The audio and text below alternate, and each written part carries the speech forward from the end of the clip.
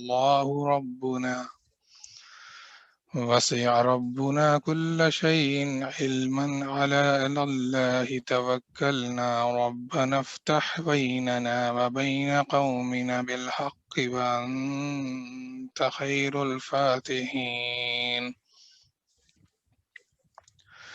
وقال الملأ الذين كفروا من قومه لئن اتبعتم شعيبا إنكم إذا لخاسرون فأخذتهم الرجفة فأصبحوا في دارهم جاثمين. الذين كذبوا شعيبا كأن لم يغنوا فيها الذين كذبوا شعيبا كانوا هم الخاسرين. فتولى عنهم وقال يا قوم لقد أبلغتكم رسالات ربي ونصحت لكم فكيف أسى على قوم كافرين. صدق اللہ العظیم.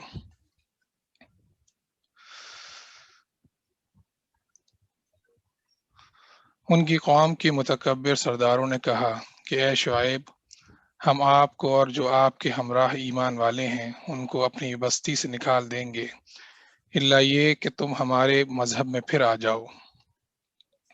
شعیب علیہ السلام نے جواب دیا کہ کیا ہم تمہارے مذہب میں آ جائیں گو ہم اس کو مکروہی سمجھتے ہوں؟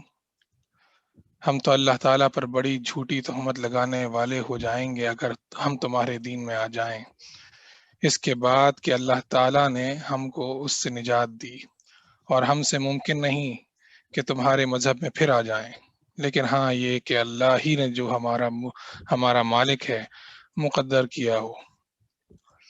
ہمارے رب کا علم ہر چیز کو محیط ہے، ہم اللہ ہی پر بھروسہ رکھتے ہیں۔ اے ہمارے پروردگار، ہمارے اور ہماری قوم کے درمیان حق کے موافق فیصلہ کر دے، اور تو سب سے اچھا فیصلہ کرنے والا ہے۔ اور ان کی قوم کے کافر سرداروں نے کہا کہ اگر تم شعیب علیہ السلام کی راہ پر چلو گے تو بے شک بڑا نقصان اٹھاؤ گے۔ پس ان کو زلزلے نے آ پکڑا، سو وہ اپنے گھروں میں اوندھے کے اوندھے پڑے رہ گئے۔ جنہوں نے شعیب علیہ السلام کی تکذیب کی تھی ان کی یہ حالت ہو گئی جیسے ان گھروں میں کبھی بسے ہی نہ ہوں۔ جنہوں نے شعیب علیہ السلام کی تکذیب کی تھی وہی خسارے میں پڑ گئے۔ اس وقت شعیب علیہ السلام ان سے منہ موڑ کر چلے اور فرمانے لگے کہ اے میری قوم، میں نے تم کو اپنے پروردگار کے احکام پہنچا دیے تھے اور میں نے تمہاری خیر خواہی کی، پھر میں ان کافر لوگوں پر کیوں رنج کروں؟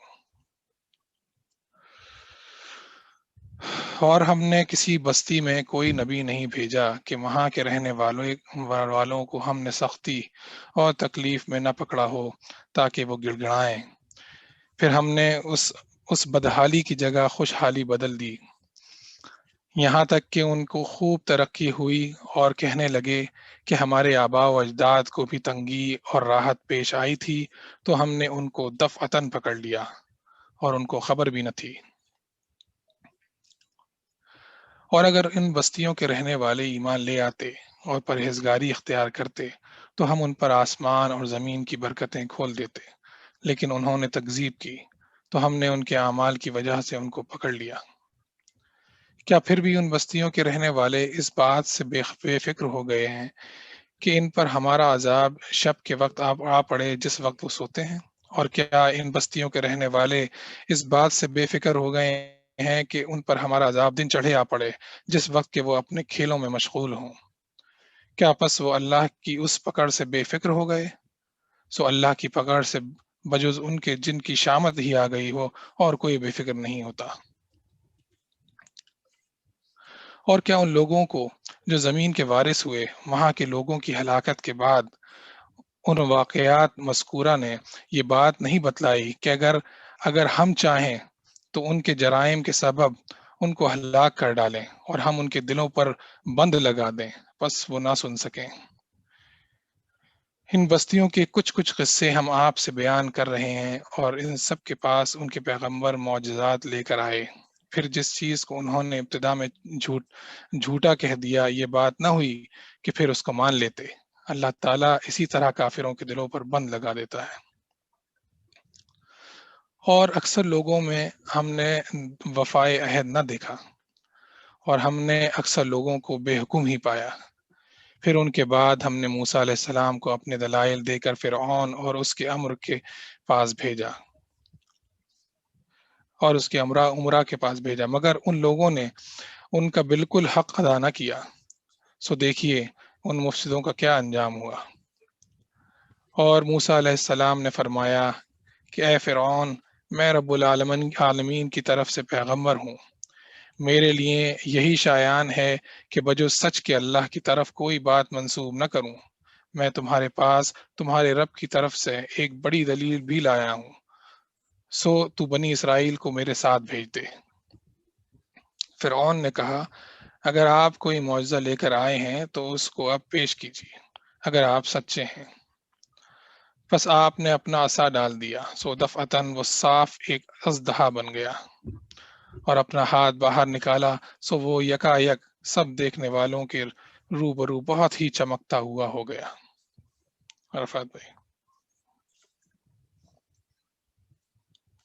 بسم اللہ الرحمن الرحیم، الحمد للہ رب العالمین، والصلاة والسلام علی رسول الکریم وعلی آلہ وصحبہ اجمعین، اما بعد، اعوذ باللہ من الشیطان الرجیم، بسم اللہ الرحمن الرحیم، اللہم انی اعوذ بک ان اشرک بک وانا اعلم واستغفرک لما لا اعلم۔ بسم اللہ الرحمن الرحیم۔ اللہ تبارک و تعالی نے اس رکوع میں جو ہے دو قصے بیان کیے ہیں، ایک شعیب علیہ السلام کا قصہ اور دوسرا موسیٰ علیہ السلام کا قصہ۔ اور سب سے پہلے شعیب علیہ السلام کا قصہ، اس کی ایک مختصر تفسیر آپ کے سامنے بیان کرنا چاہوں گا، اور پھر موسیٰ علیہ السلام کا جو انٹروڈکشن بھی جو ہے ان آیتوں میں آیا ہے۔ تو شعیب علیہ السلام کے تعلق سے ایک بہت اہم بات آپ کو جاننا ضروری، اس قصے کا ذکر قرآن میں اتنا سیریسلی کیوں آیا ہے کہ یہ لوگ ناپ تول میں کمی کرتے تھے۔ ناپ تول میں کمی کرنے کا ایسی سزا کیوں ملی کہ یہ اس طرح ہلاک اور برباد کر دیے گئے کہ جیسے پہلے کبھی یہ بستی کبھی بسی ہی نہ تھی، یعنی پوری طرح سے اس کہتے ہیں انگلش میں ایکسٹنکٹ ہو گئے۔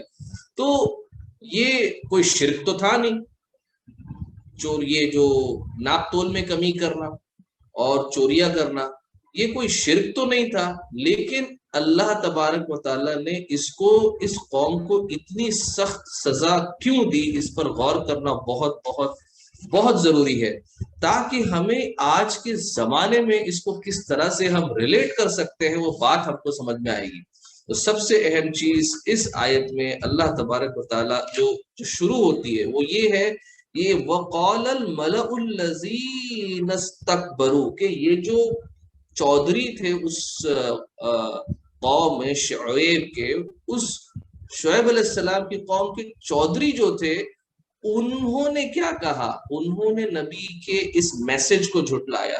تو یہ جو قصہ ہے شعیب علیہ السلام کا قصہ، یہ ایک امپورٹنٹ برائی کو ایڈریس کرتا ہے جو سوسائٹی میں ہوتی ہے، اور وہ اگر وہ برائی سوسائٹی میں دیکھی جائے اور اس لیول پہ دیکھی جائے جس لیول پہ شعیب علیہ السلام کی قوم مبتلا تھی، تو انجام وہی ہوگا جو اس قوم کا ہوا ہے۔ وہ کیا ہے؟ یہ جو برائیاں کر رہے تھے شعیب علیہ السلام کی قوم، اس کو کہتے ہیں organised deceit by the wealthy, it is a white collar crime. یہ جو برائیاں کرنے والے لوگ تھے کہ راستے میں کھڑے ہو کے لوگوں سے چوریاں کرنا، لوگوں سے ٹیکس وصول کرنا، بنا حق لوگوں کے ساتھ لوگوں کی پراپرٹی کو ضبط کر دینا، مال اور جو ہے اور جو کمی پیشی کرنا، وزن میں جو ہے وہ کاٹا کوٹی کرنا، یہ سارے جو برائیاں تھے اس قوم میں، یہ اس قوم کے غریب نہیں کرتے تھے، یہ کرنے والے وہ لوگ تھے وقال الملأ، وہ امیر زادے، وہ چودھری تھے جو، اور وہ لیڈرز تھے جو یہ برائی کر رہے تھے۔ تو یہ وہ لوگ نہیں تھے جن کو پیسوں کی ضرورت تھی، بھوکے ہیں، پیاسے ہیں، اب پیسوں کی ضرورت ہے تو پاکٹ مار لیے، پیسوں کی ضرورت ہے تو ایک غریب آدمی تھوڑا 1 کلو پیاز میں جو ہے 100 گرام کم دے دیا۔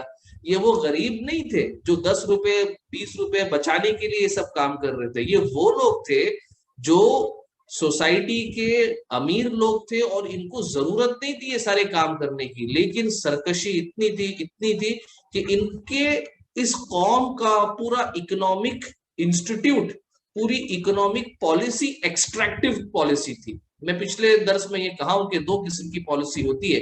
ایک جو ویلفیئر اسٹیٹ ہوتا ہے, اس کی اکنامک پالیسی انکلوسیو ہوتی ہے, سب کے لیے ہوتی ہے, سب اس میں گرو کر سکتے ہیں. اور ایک ایکسٹریکٹیو پالیسی کے اکنامک انسٹیٹیوٹس بنائے جاتے ہیں, وہ خاص طور سے اس لیے بنائے جاتے ہیں تاکہ امیر جو ہیں وہ امیر ہوتے جائیں اور غریب جو ہیں وہ غریب ہوتے جائیں. اور یہ جو وائٹ کالر کرائم اور انسٹیٹیوشنل رابری اور آرگنائزڈ ڈسیٹ, یہ جو بیماری اس قوم میں جو پائی گئی تھی, یہ اس بیماری کا جو اللہ تبارک و تعالیٰ نے اس رکوع میں تذکرہ کیا ہے کہ اگر ایسی برائی پائی جائے کہ قوم کے سردار جو ہے وہ چوری ڈکیتی کرنے لگے, تو یہ ایک ویک اپ کال ہے اس قوم کے لیے. آج کے دور میں اب کوئی ڈاکو نہیں آنے والا ہے گھروں میں بندوق لے کر, گھوڑا لے کر کہ اب ڈاکو آیا ہے اور ہماری مال ضبط کر لیا جائے گا. آج ہمارا مال, ہماری دولت, ہمارے ایسٹس کو چوری کرنے والے وہ وائٹ کالر کرمنلز ہیں جو پڑھے لکھے ہیں, وہ لوگ ہیں جو ہارورڈ اور آکسفورڈ سے پڑھے ہوئے ہیں, لیکن وہ لوگ ہیں جو آج پتہ ہی نہیں اور راتوں رات ہمارے گھروں میں ڈاکہ ڈال دیا جاتا ہے, راتوں رات ہمارے بینک اکاؤنٹ سے پیسے نکال دیے جاتے ہیں, راتوں رات جو روپے ہم نے محنت سے کمائے, جو کیش ہم نے محنت سے اپنے گھر میں چھپا کے رکھا ہے, راتوں رات پتا چلتا ہے کہ کل جو ہے یہ note ceases to exist as a legal tender. اب یہ نوٹ آج سے یہ انلیگل بن چکا ہے, جا کے ہمیں بینک میں جمع کرو اور اس کے بدلے دوسرے نوٹ لو یا اکاؤنٹ میں ڈپازٹ کرے. تو راتوں رات لوگوں کے گھروں میں جو ڈاکہ ڈالا جاتا ہے, اس قسم کی برائی وائٹ کالر کرمنلز اور آرگنائزڈ ڈسیٹ اور انسٹیٹیوشنل رابری کا جو تذکرہ اس رکوع میں اللہ تبارک و تعالیٰ نے دیا. اور جب اس کسی قوم میں ایسی برائیاں پائی جاتی ہیں تو اس کا انجام وہی ہے جو شعیب علیہ السلام کی قوم میں تھا, اور اللہ نے اسی چیز کو نصیحت کرنے کے لیے ایک نبی کو بھیجا, شعیب علیہ السلام کو. اور پھر آیت نمبر 94 اور 95 میں اللہ تبارک و تعالیٰ نے ایک سنت بتائی کہ اللہ اور اس کے رسول, اللہ کی ایک سنت ہے, وَلَن تَجِدَ لِسُنَّتِ اللَّهِ تَبْدِيلًا, اللہ کی سنت میں آپ کبھی کسی قسم کی تبدیل نہیں پاؤ گے. اور اس کو آج کے اکنامسٹ کہتے ہیں ٹرکل ڈاؤن ایفیکٹ. کبھی گوگل میں سرچ کرنا what is a trickle down effect.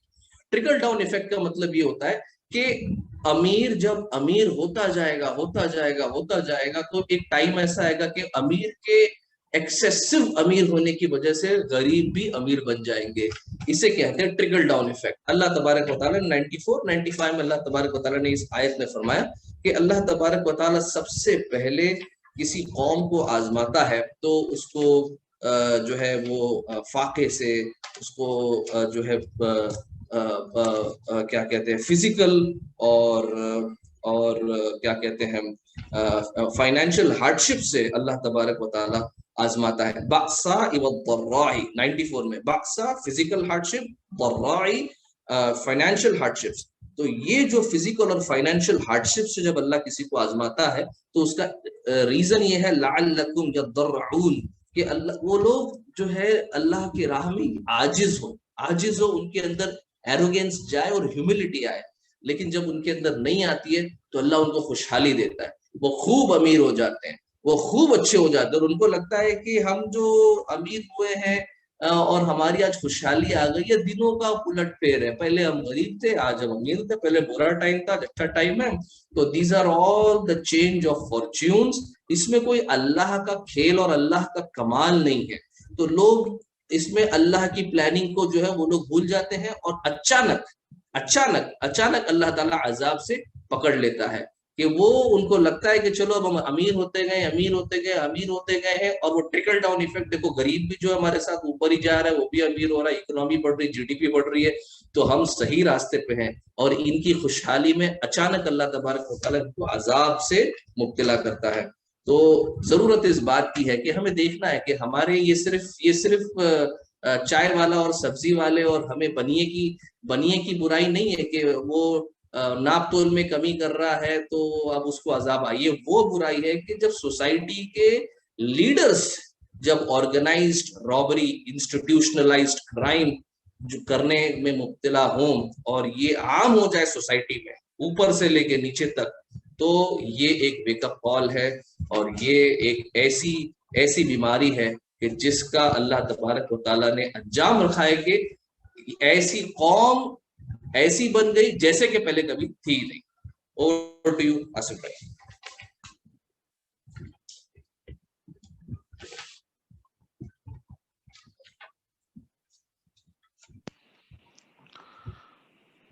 قوم فرعون میں جو سردار لوگ تھے انہوں نے کہا واقعی یہ شخص بڑا ماہر جادوگر ہے, یہ چاہتا ہے کہ تم کو تمہاری سرزمین سے باہر کر دے, سو تم لوگ کیا مشورہ دیتے ہو؟ انہوں نے کہا کہ آپ ان کو اور ان کے بھائی کو مہلت دیجیے اور شہروں میں ہر کاروں کو بھیج دیجیے کہ وہ سب ماہر جادوگروں کو آپ کے پاس لا کر حاضر کر دیں. اور وہ جادوگر فرعون کے پاس حاضر ہوئے, کہنے لگے کہ اگر ہم غالب آئے تو ہم کو کوئی بڑا صلہ ملے گا؟ فرعون نے کہا کہ ہاں, اور تم مقرب لوگوں میں داخل ہو جاؤ گے. ان ساحروں نے عرض کیا کہ اے موسیٰ, خواہ آپ ڈالیے اور یا ہم ہی ڈالیں. موسیٰ علیہ السلام نے فرمایا کہ تم ہی ڈالو. پس جب انہوں نے ڈالا تو لوگوں کی نظر بندی کر دی اور ان پر ہیبت غالب کر دی اور ایک طرح کا بڑا جادو کھیلا.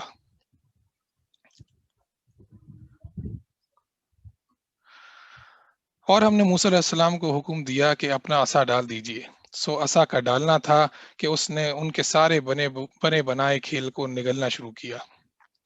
پس حق ظاہر ہو گیا اور انہوں نے جو کچھ بنایا تھا سب جاتا رہا. پس وہ لوگ اس موقع پر ہار گئے اور خوب ذلیل ہو کر پھرے, اور وہ جو ساحر تھے سجدے میں گر گئے, کہنے لگے کہ ہم ایمان لائے رب العالمین پر, جو موسیٰ اور ہارون کا بھی رب ہے. فرعون کہنے لگا کہ تم موسیٰ پر ایمان لائے ہو بغیر اس کے کہ میں تم کو اجازت دوں؟ بے شک یہ سازش تھی جس پر تمہارا عمل درآمد ہوا ہے اس شہر میں, تاکہ تم سب اس شہر سے یہاں کے رہنے والوں کو باہر نکال دو. سو اب تم کو حقیقت معلوم ہوئی جاتی ہے. میں تمہارے ایک طرف کے ہاتھ اور دوسری طرف کے پاؤں کاٹوں گا, پھر تم سب کو سولی پر لٹکا دوں گا. انہوں نے جواب دیا کہ ہم مر کر اپنے مالک ہی کے پاس جائیں گے, اور تو نے ہم میں کون سا عیب دیکھا ہے بجز اس کے کہ ہم اپنے رب کے حکام پر ایمان لے آئے. جب وہ ہمارے پاس آئے, اے ہمارے رب, ہمارے اوپر صبر کا فیضان فرما اور ہماری جان حالت اسلام پر نکال. رفعت بھائی. بسم اللہ الرحمن الرحیم. موسیٰ علیہ السلام کا یہاں سے قصہ پچھلے رکوع میں بھی شروع ہوا. میں نے جو ہے یہ سوچا کہ اس کو یہاں سے کنٹینیو کرتے ہیں. موسیٰ علیہ السلام کے تعلق سے ایک بات یہ آپ کو جاننی ضروری ہے کہ قرآن میں اگر کسی نبی کا قصہ سب سے زیادہ اللہ نے بیان کیا ہے آفٹ ریپیٹڈ, تو وہ موسیٰ علیہ السلام کا قصہ ہے, موسیٰ اور فرعون کا قصہ ہے.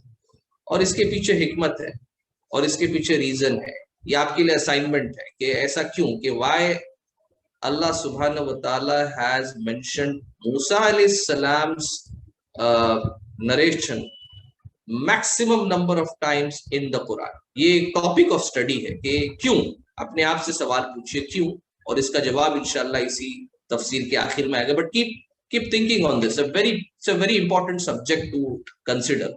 اور جتنی بار اللہ تبارک و تعالیٰ نے اس سبجیکٹ کو الگ الگ صورتوں میں بیان کیا ہے تو الگ الگ ایسپیکٹس بیان کیے, الگ الگ ہے. سورہ بقرہ میں بھی آیا, سورہ آل عمران میں بھی آیا, سورہ نساء میں بھی آیا, سورۃ المائدہ میں بھی آیا, اور اب سورۃ الاعراف میں.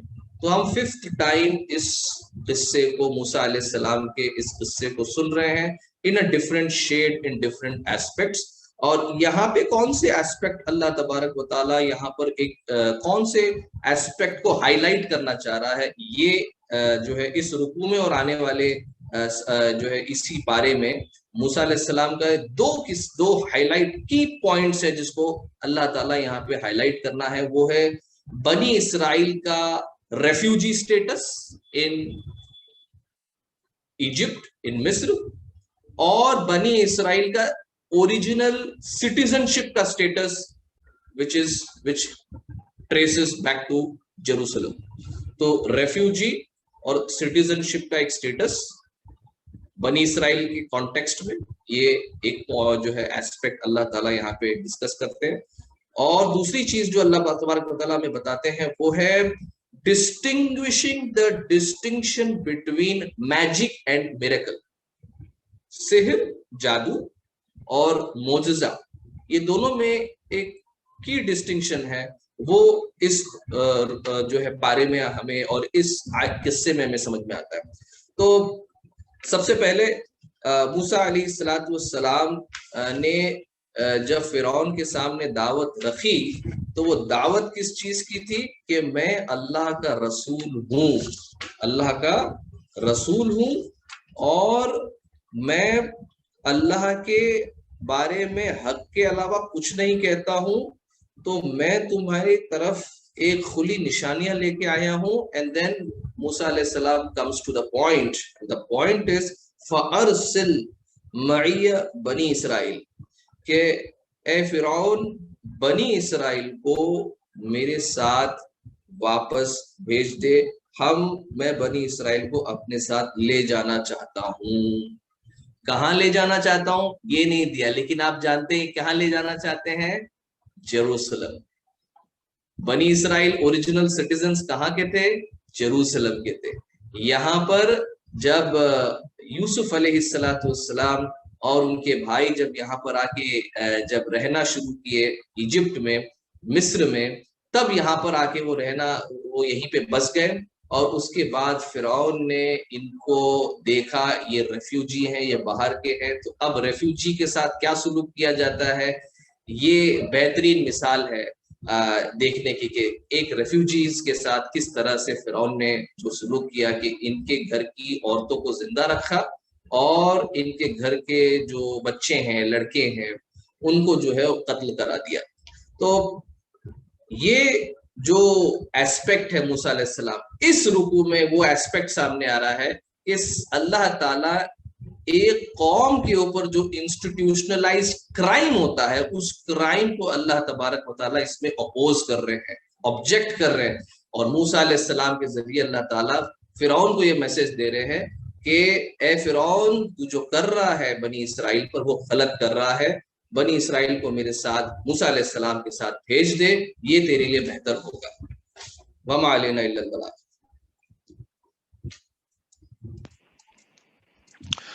اور قوم فرعون کے سرداروں نے کہا کہ کیا آپ موسیٰ علیہ السلام اور ان کی قوم کو یوں ہی رہنے دیں گے کہ وہ ملک میں فساد کرتے پھریں اور وہ آپ کے معبودوں کو ترک کیے رہیں؟ فرعون نے کہا کہ ہم ابھی ان لوگوں کے بیٹوں کو قتل کرنا شروع کر دیں گے اور عورتوں کو زندہ رہنے دیں گے، اور ہم کو ان پر ہر طرح کا زور ہے. موسیٰ علیہ السلام نے اپنی قوم سے فرمایا، اللہ تعالیٰ کا سہارا حاصل کرو اور صبر کرو. یہ زمین اللہ تعالیٰ کی ہے، اپنے بندوں میں سے جس کو چاہے وہ مالک بنا دے، اور آخر کامیابی انہی کی ہوتی ہے جو اللہ سے ڈرتے ہیں. قوم کے لوگ کہنے لگے کہ ہم تو ہمیشہ مصیبت ہی میں رہے، آپ کی تشریف آوری سے قبل بھی اور آپ کی تشریف آوری کے بعد بھی. موسیٰ علیہ السلام نے فرمایا کہ بہت جلد اللہ تمہارے دشمن کو ہلاک کر دے گا اور بجائے ان کے تم کو اس سرزمین کا خلیفہ بنا دے گا، پھر تمہارا طرز عمل دیکھے گا. اور ہم نے فرعون والوں کو مبتلا کیا قحط سالی میں اور پھلوں کی کم پیداواری میں تاکہ وہ نصیحت قبول کریں. سو جب ان پر خوشحالی آ جاتی تو کہتے کہ یہ تو ہمارے لیے ہونا ہی چاہیے، اور اگر ان کو کوئی بدحالی پیش آتی تو موسیٰ علیہ السلام اور ان کے ساتھیوں کو نحوست بتلاتے. یاد رکھو کہ ان کی نحوست اللہ تعالیٰ کے پاس ہے، لیکن ان کے اکثر لوگ نہیں جانتے. اور یوں کہتے کیسی ہی بات ہمارے سامنے لاؤ کہ ان کے ذریعے سے ہم پر جادو چلاؤ، جب بھی ہم تمہاری بات ہرگز نہ مانیں گے. پھر ہم نے ان پر طوفان بھیجا اور ٹڈیاں اور گھن کا کیڑا اور مینڈک اور خون کہ یہ سب کھلے کھلے معجزے تھے، سو وہ تکبر کرتے رہے اور وہ لوگ کچھ تھے ہی جرائم پیشہ۔ اور جب ان پر کوئی عذاب واقع ہوتا تو یوں کہتے کہ اے موسیٰ، ہمارے لیے اپنے رب سے اس بات کی دعا کر دیجئے جس کا اس نے آپ سے عہد کر رکھا ہے۔ اگر آپ اس عذاب کو ہم سے ہٹا دیں تو ہم ضرور آپ کے کہنے سے ایمان لے آئیں گے، اور ہم بنی اسرائیل کو بھی رہا کر کے آپ کے ہمراہ کر دیں گے۔ پھر جب ان سے اس عذاب کو ایک خاص وقت تک کہ اس تک کہ ان کو پہنچانا تھا ہٹا دیتے تو وہ فوراً ہی عہد شکنی کرنے لگتے۔ پھر ہم نے ان سے بدلہ لیا، یعنی ان کو دریا میں غرق کر دیا، اس سبب سے کہ وہ ہماری آیتوں کو جھٹلاتے تھے اور ان سے بالکل ہی غفلت کرتے تھے۔ اور ہم نے ان لوگوں کو جو کہ بالکل کمزور شمار کیے جاتے تھے اس سرزمین کے پورا پچھم کا مالک بنا دیا، جس میں ہم نے برکت رکھی ہے، اور آپ کے رب کا نیک وعدہ بنی اسرائیل کے حق میں ان کے صبر کی وجہ سے پورا ہو گیا۔ اور ہم نے فرعون کے اور اس کی قوم کے ساختہ پرداختہ کارخانوں کو اور جو کچھ وہ اونچی اونچی عمارتیں بنواتے تھے سب کو درہم برہم کر دیا، اور ہم نے بنی اسرائیل کو دریا سے پار اتار دیا۔ بس ان لوگوں کا ایک قوم پر گزر ہوا جو اپنے چند بتوں سے لگے بیٹھے تھے، کہنے لگے اے موسیٰ، ہمارے لیے بھی ایک معبود ایسا ہی مقرر کر دیجئے جیسے ان کے یہ معبود ہیں۔ آپ نے فرمایا کہ واقعی تم لوگ میں بڑی جہالت ہے، یہ لوگ جس کام میں لگے ہوئے ہیں یہ تباہ کیا جائے گا اور ان کا یہ کام محض بے بنیاد ہے۔ فرمایا کیا اللہ تعالیٰ کے سوا اور کسی کو تمہارا معبود تجویز کر دوں، حالانکہ اس نے تم کو تمام جہانوں والوں پر فوقیت دی ہے؟ اور وہ وقت یاد کرو جب ہم نے تم کو فرعون والوں سے بچا لیا جو تم کو بڑی سخت تکلیفیں پہنچاتے تھے، تمہارے بیٹوں کو قتل کر ڈالتے تھے اور تمہاری عورتوں کو زندہ چھوڑ دیتے تھے، اور اس میں تمہارے پروردگار کی طرف سے بڑی بھاری آزمائش تھی۔ بسم اللہ الرحمن الرحیم۔ ان رکوع میں اللہ تبارک و تعالیٰ نے چند امپورٹنٹ پوائنٹس ہمارے سامنے جو لائے ہیں، وہ ایک تو یہ جو پچھلے رکوع سے بھی کنٹینیو ہے، اور وہ ہے میجک اور میریکل۔ تو جو جادو ہے وہ آنکھوں کا دھوکہ ہے۔ قرآن میں اس سے پہلے والے رکوع میں کہ وہ آنکھوں کا دھوکہ تھا، تو جادوگروں نے جس طرح سے لکڑی پھینکی اور وہ اژدہا بن گیا، وہ آنکھوں کا اصل میں صرف ایک دھوکہ تھا، وہ ریالٹی نہیں تھی، قرآن میں فرمایا۔ اور جو موسیٰ علیہ السلام نے جو پیش کیا کہ وہ لاٹھی پھینکی اور اژدہا بنا، اور وہ سارے جو ہے وہ سانپوں کو نگل گیا۔ جب جادوگروں نے دیکھا تو انہوں نے یہ سمجھا کہ ہاں یہ آنکھوں کا دھوکہ نہیں ہے، یہ ٹرکری نہیں ہے، یہ کوئی ٹرک نہیں ہے، یہ ایک اصل معجزہ ہے۔ تو اللہ تعالیٰ ایک جادوگر کو جو ہے پتا ہوتا ہے کہ ٹرک اور اصل معجزہ کیا ہوتا ہے۔ تو جادوگر جو تھے، جو فرعون کے کورٹ میں تھے، انہوں نے ایمان لایا دیکھ کر کہ یہ اصل میں کوئی جادو نہیں ہے، اللہ کی طرف سے ہے۔ اور اس میں ہمارے لیے نصیحت کیا ہے کہ آنے والے دور میں جو ہے سحر بہت عام ہو جائے گا، جادو بہت عام ہو جائے گا۔ یہ سائنس کا دور ہے، لوگوں کو لگتا ہے کہ سائنس کے دور میں سحر کا کیا کوریلیشن ہے۔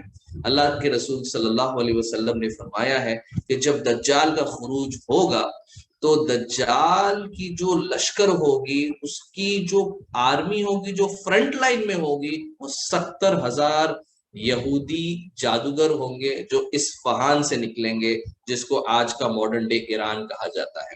تو 70,000 یہودی میجیشینز، تو میجیشینز کا لفظ بھی اللہ کے رسول صلی اللہ علیہ وسلم کی اس حدیث میں آیا ہے۔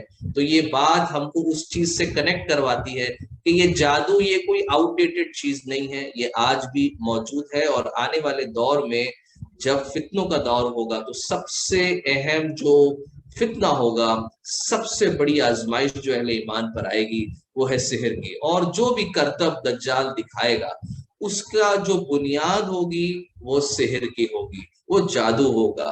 اور انسان اس وقت اتنا مانوس ہو جائے گا، وہ پہچان نہیں پائے گا کہ یہ حقیقت ہے یا یہ سحر ہے۔ تو یہ اس آیتوں میں جو ہے ہمیں آنے والے دور کے لیے اللہ تبارک و تعالیٰ اہل ایمان کو آگاہ کر رہے ہیں کہ اللہ کی طرف سے جو معجزہ ہے وہ الگ ہے، اور جو جادوگر جادو کرتے ہیں وہ ایک الگ ہے، دونوں میں کلیئر ڈسٹنکشن ہے۔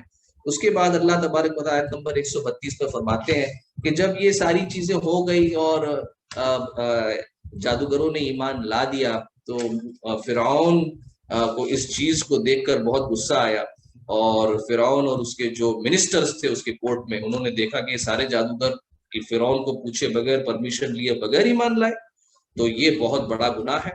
تو یہ فرعون کے جو منسٹرز تھے وہ یہ کہنے لگ گئے کہ جو بھی اچھائی آتی، ان کا طرز عمل ایسا بن گیا کہ جو بھی اچھائی آتی وہ ان کی طرف سے ہوتی کہ ہاں چلو یہ تو ہماری طرف سے اچھی بات ہے، لیکن جب بھی کوئی برائی آتی، جب بھی کوئی بری چیز ان پر نازل ہوتی، جب بھی کوئی برا وقت ان پر آتا تو وہ بلیم کرتے موسیٰ علیہ السلام اور کیا نام ہے ان کے ساتھیوں پر، کہ یہ برا وقت جو آیا، یہ جو قحط آیا ہے، یہ الگ الگ عذاب جو آیا، ٹڈیوں کا عذاب آیا ہے، یہ جو پانی جو ہے خون بن گیا ہے، اور میڈک کا جو عذاب آیا ہے، یہ سارے جو عذاب آئے ہیں یہ موسیٰ علیہ السلام کے ہی جو ہے بدشگونی ہے۔ تو یہ بدشگونی کے تعلق سے اللہ کے رسول صلی اللہ علیہ وسلم نے فرمایا ہے کہ کل من عند اللہ، کہ ہر کوئی چیز جو ہے وہ صرف اور صرف اللہ کی طرف سے ہوتی ہے۔ اللہ کے رسول صلی اللہ علیہ وسلم نے فرمایا کہ جو ہے معاذ ابن جبل اس کے راوی ہے، اور اللہ کے رسول فرماتے ہیں معاذ ابن جبل سے کہ اذکر اللہ یحفظک اللہ، کہ اللہ کو یاد کرو اور اللہ تعالیٰ تمہیں یاد کرے گا۔ اور پھر اللہ کے رسول فرماتے ہیں اگر پوری دنیا مل کر تمہارا نقصان پہنچانا چاہے نہیں پہنچا سکتی، مگر صرف کہ صرف اتنا ہی جتنا اللہ چاہے، اور اگر اللہ نہ چاہے تو پوری دنیا بھی مل کر نقصان پہنچائے تو نہیں پہنچا سکتی۔ پھر اللہ کے رسول نے کہا پوری دنیا مل کر تم کو نفع پہنچانا چاہے تو بھی نہیں پہنچا سکتی جب تک کہ اللہ نہ چاہے۔ تو ہمارے لیے نصیحت ہے کہ ہر ایک جو برائی ہے، کوئی سحر کے اثرات سے مبتلا ہے، کوئی جو ہے ابھی پینڈیمک ہے، لاک ڈاؤن ہے، اور اس میں بزنسز آر بیڈلی افیکٹڈ، جو ہوٹل انڈسٹری ہے، جو ٹورزم انڈسٹری اور جو ٹریول انڈسٹری بیڈلی افیکٹڈ ہے، تو یہ اللہ کی طرف سے ہے، یہ کسی کی بدشگونی نہیں ہے، یہ کسی کی کانسپریسی نہیں ہے، جو بھی ہے اللہ تعالیٰ نے ہمارے ایمان کا طرز عمل یہ ہے کہ جو بھی ہوتا ہے وہ اللہ کی طرف سے ہوتا ہے۔ اور پھر موسیٰ علیہ السلام نے پھر اس قصے میں جب آگے بات آتی ہے تو آنے والی آیتوں میں جو ہے پھر سے موسیٰ علیہ السلام جب بار بار عذاب آ رہے ہیں تو فرعون کے جو کورٹ میں منسٹرز تھے انہوں نے آپس میں مشورہ کر کے ایک اور بل پاس کرا دیا، اور وہ بل پاس کیا کرا دیا کہ اس بار سیکنڈ ٹائم بنی اسرائیل کا جینوسائیڈ کیا جائے، اور وہی جینوسائیڈ کیا گیا جو پہلی بار کیا گیا تھا۔ وہ کیا تھا؟ لڑکوں کو، بچوں کو، میل چلڈرن اور لڑکوں کو اور مردوں کا قتل کر دیا جائے اور عورتوں کو چھوڑ دیا جائے۔ سوچنے والی بات ہے، سیکنڈ ٹائم بل پاس کیا گیا، سیکنڈ ٹائم سیم بل کیوں پاس کیا گیا؟ کیوں مردوں کو مار دیا جائے اور عورتوں کو چھوڑ دیا جائے؟ سوچنے والی بات ہے کہ فرعون کو کیوں کرنے کی ضرورت تھی؟ چاہتا تو مردوں اور عورتوں دونوں کو مار دیتا، کیا فرق پڑتا؟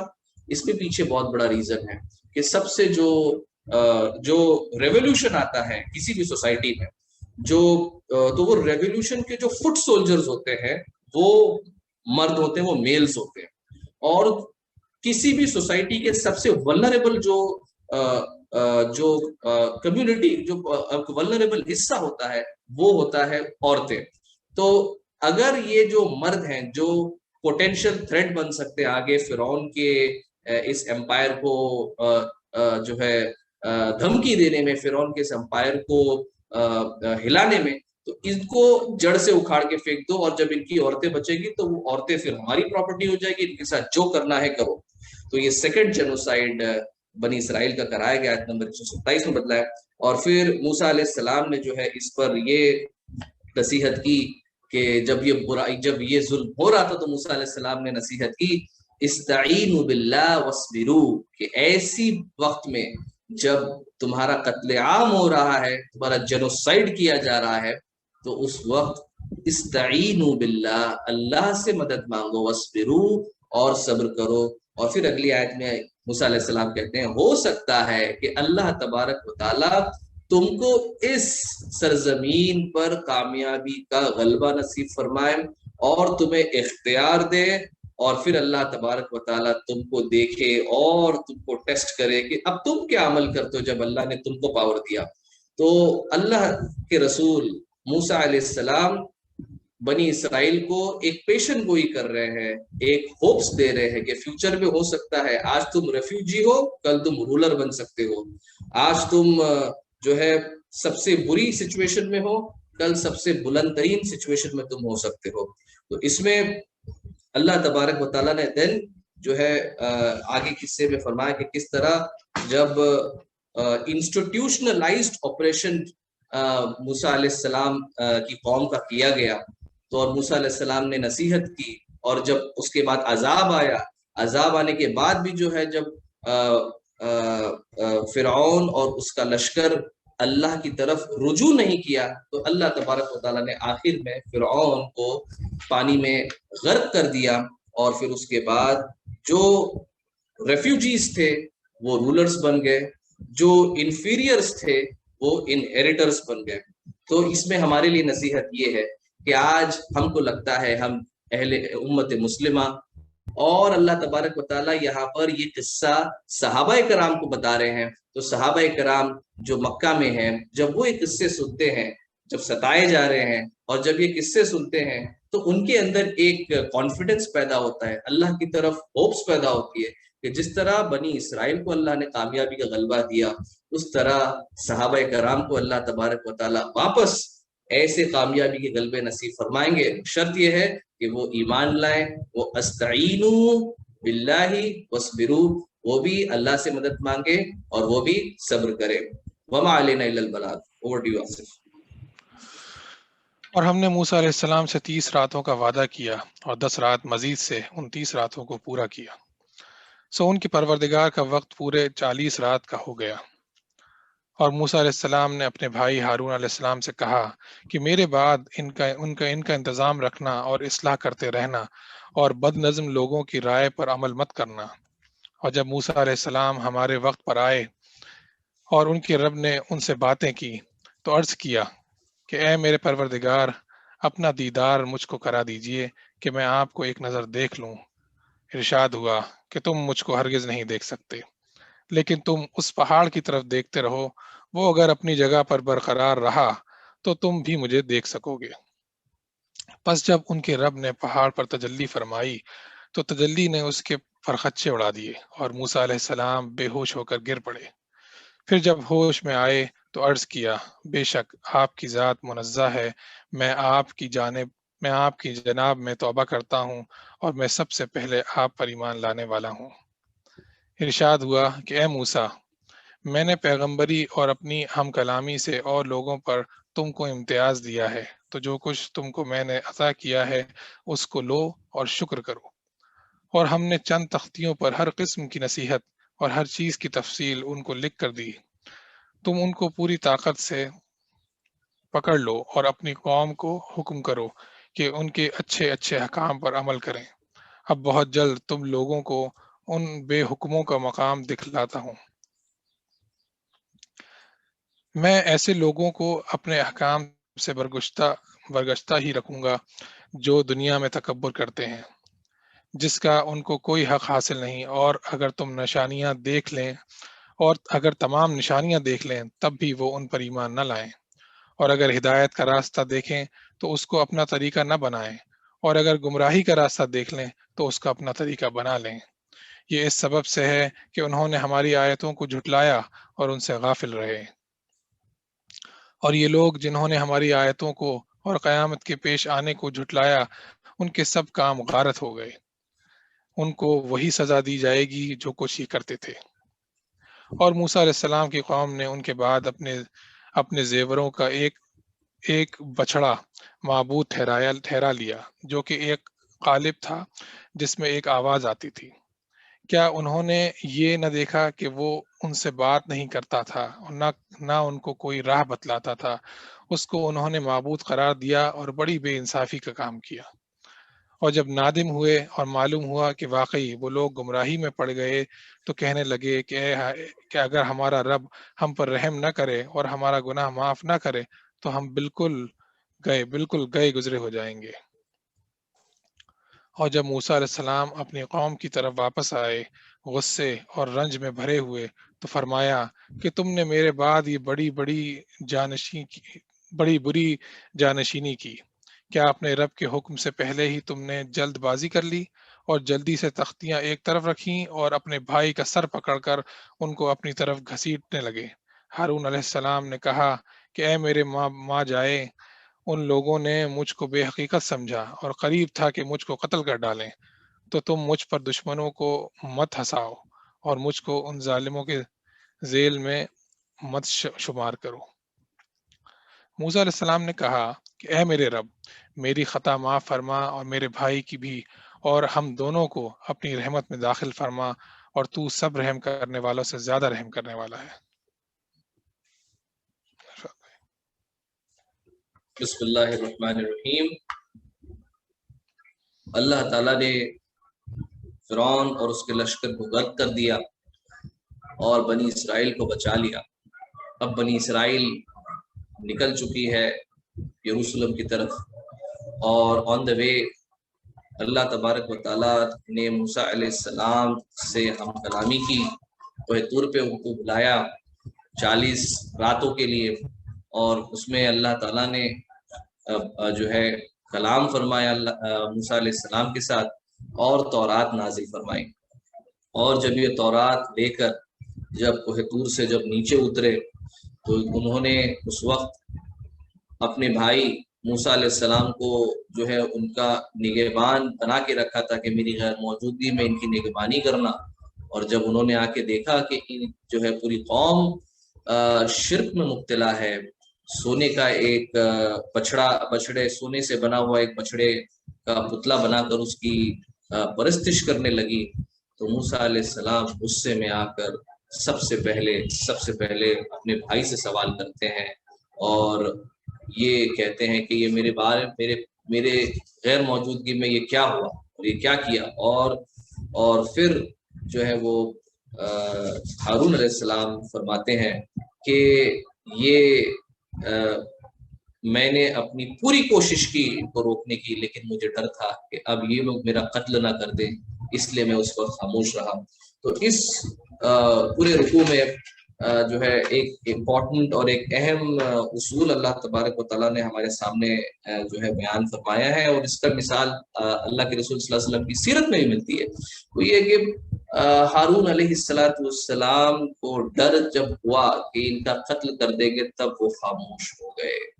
تو ایک داعی کے لیے یہ بڑا اہم اصول ہے کہ شریعت نے جو ہے اجازت دی ہے کہ جب دعوت اتنی ڈینجرس ہو جائے ظالم بادشاہ کے سامنے یا حکومت کے سامنے یا لوگوں کے سامنے معاشرے کے سامنے کرنا، کہ اگر دعوت دین کی پیش کیے تو اس وقت اگر پیش کیے تو قتل کر دیے جائیں گے، تو اس وقت شریعت نے خاموش رہ کر برائی سے بچنے کا جو ہے اجازت دی ہے۔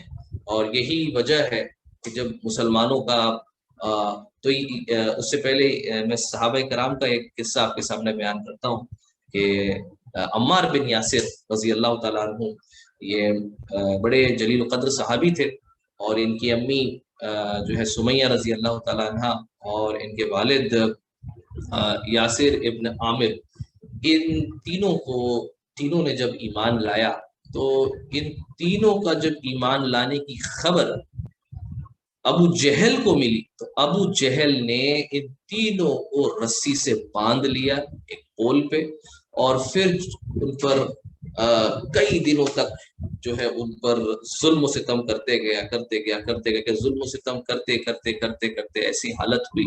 آپ کو قصہ پورا پتا ہے کہ اس میں سمیہ رضی اللہ تعالی عنہ شہید ہو گئیں، جو اسلام کی فرسٹ مارٹیر، پہلی شہداء تھی، اور پھر ان کے والد بھی شہید، ان کے عمار بن یاسر کے والد بھی شہید ہو گئے. اور پھر آخر میں جب عمار بن یاسر جب وہ بچے تھے تو انہوں نے ڈر کے مارے انہوں نے اللہ کے رسول صلی اللہ علیہ وسلم کے بارے میں کچھ غیر مناسب باتیں بھی کی اور شرکی الفاظ بھی کہے. اور پھر جب یہ بات سنی تو عمار بن یاسر کو ابو جہل نے چھوڑ دیا اور پھر وہ ڈرتے اللہ کے رسول صلی اللہ علیہ وسلم کے پاس گئے اور انہوں نے پورا قصہ بتایا اور انہوں نے کہا کہ ایسا ایسا میرے ساتھ ہوا اور میں نے یہ چیزیں، یہ الفاظ، کفرانہ الفاظ میں نے اپنی زبان سے کہہ دیے. اللہ کے رسول نے اس وقت یہ فرمایا عمار بن یاسر سے کہ اے عمار، تمہارے دل میں تو یہ نہیں تھا، تم نے زبان سے تمہاری جان بچانے کے لیے کہا ہے تو تم نے تمہاری جان بچائی ہے، تم نے تمہارے ایمان کو نہیں کھویا ہے. تو اس سے ہمیں یہ پتہ چلتا ہے کہ مشکل حالات میں جو ہے ہم اپنی جان بچانے کے لیے ہم خاموش رہ سکتے ہیں اور ساتھ ہی ساتھ ہم ایسے کلمات بھی بول سکتے ہیں جس سے ہم اپنی جان بچا سکیں. یہی وجہ ہے کہ سن 1400 عیسوی سے لے کے سن 1500 عیسوی تک جو 100 سال گزرے ہیں مسلمز کے اسپین میں، تو اس وقت کے علماؤں نے یہ فتویٰ دیا کہ اگر مسلمان پانی کو دیکھ بھی لے، خالی پانی کو دیکھ لے، تو بس دیکھ لے گا تو دیکھنے کے بعد اگر نیت بھی کر لے گا تو وضو ہو جائے گا. یعنی وضو کرنے کی ضرورت نہیں ہے، دیکھ بھی لے اور وضو ہو جائے گا، دیکھ لے نماز بھی ہو جائے گی. تو ایسا فتویٰ اس وقت کے علماء نے کیوں کہا کہ اس وقت جو ہے اتنے برے حالات، اتنے سخت حالات مسلمانوں پر آئے کہ جو شخص جمعہ کے دن نہا کر نکلتا اس کا سیدھے قتل کر دیا جاتا تھا. ایسے حالات مسلمانوں کی اسپین میں آئے اور 100 سال تک رہے اور 1498 میں جو ہے ایک آخری مسلمان جو ہے وہ اندلس میں رہا. تو یہ جو ہے ان کو جو یہ فتویٰ ملا علماؤں کو، وہ یہاں سے ہارون علیہ السلام کے اس قصے سے ملا ہے کہ وہ خاموش رہے. ایک نبی خاموش رہنا، ایک نبی کا خاموش رہنا ایک بہت بڑی دلیل ہوتی ہے. تو داعی کے لیے اب نصیحت ہے کہ جب دعوت دے تو حق اور ظالم بادشاہ کے سامنے حق کہنا یہ سب سے بڑا جہاد ہے. لیکن جب جہاد کے راستے میں جان آ جائے، اور جان کی حفاظت کرنا بہت اہم ہے، شریعت کے یہ بھی مقاصد ہے، تو اس وقت خاموش رہ کر اس چیز کو برا مان کر، دل میں چیز کو برا مان کر رہنا، یہ بھی دعوت کا تقاضا ہے. وما علینا الا البلاغ. بے شک جن لوگوں نے گوسالہ پرستی کی ہے ان پر بہت جلد ان کے رب کی طرف سے غضب اور ذلت اس دنیاوی زندگی ہی میں پڑے گا، اور ہم افطرا پردازوں کو ایسی ہی سزا دیا کرتے ہیں. اور جن لوگوں نے گناہ کے کام کیے پھر وہ ان کے بعد توبہ کر لیں اور ایمان لے آئیں تو تمہارا رب اس توبہ کے بعد گناہ معاف کر دینے والا، رحم کرنے والا ہے. اور جب موسیٰ علیہ السلام کا غصہ فرد ہوا تو ان تختیوں کو اٹھا لیا اور ان کی مضامین میں ان لوگوں کے لیے جو اپنے رب سے ڈرتے تھے ہدایت اور رحمت تھی. اور موسیٰ علیہ السلام نے 70 آدمی اپنی قوم میں سے ہمارے وقت معین کے لیے منتخب کیے. سو جب ان کو زلزلے نے آ پکڑا تو موسیٰ علیہ السلام نے عرض کرنے لگے کہ اے میرے پروردگار، اگر تجھ کو یہ منظور ہوتا تو اس سے قبل ہی ان کو اور مجھ کو ہلاک کر دیتا. کیا تو ہم میں سے چند بے وقوفوں کی حرکت پر سب کو ہلاک کر دے گا؟ یہ واقعہ محض تیری طرف سے ایک امتحان ہے، ایسے امتحانات سے جس کو تو چاہے گمراہی میں ڈال دے اور جس کو چاہے ہدایت پر قائم رکھے. تو ہی تو ہمارا کارساز ہے، بس ہم پر مغفرت اور رحم فرما، اور تو سب معافی دینے والوں سے زیادہ اچھا ہے.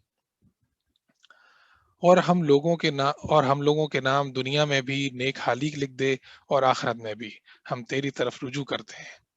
اللہ تعالیٰ نے فرمایا کہ میں اپنا عذاب اسی پر واقع کرتا ہوں جس پر چاہتا ہوں، اور میری رحمت تمام اشیاء پر محیط ہے.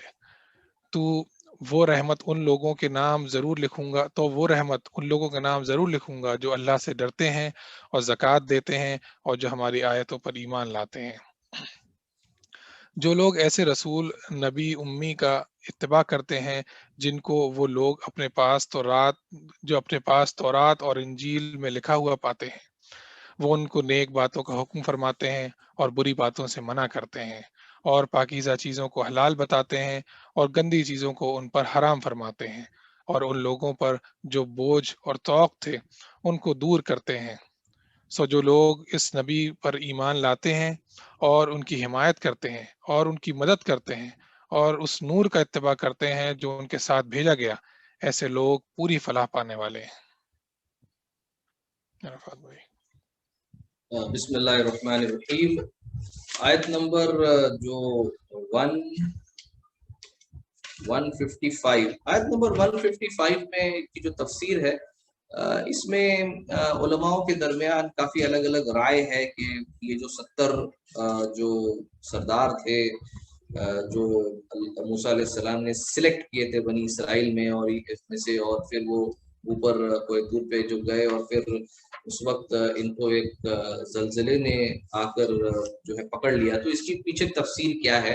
تو کئی سارے اوپینینس ہے میں اس میں سے ایک ون آف دی اوپینینس آپ کے سامنے پیش کروں گا، although that opinion itself may not be the only opinion. Okay, so I'm just sharing one of the opinions.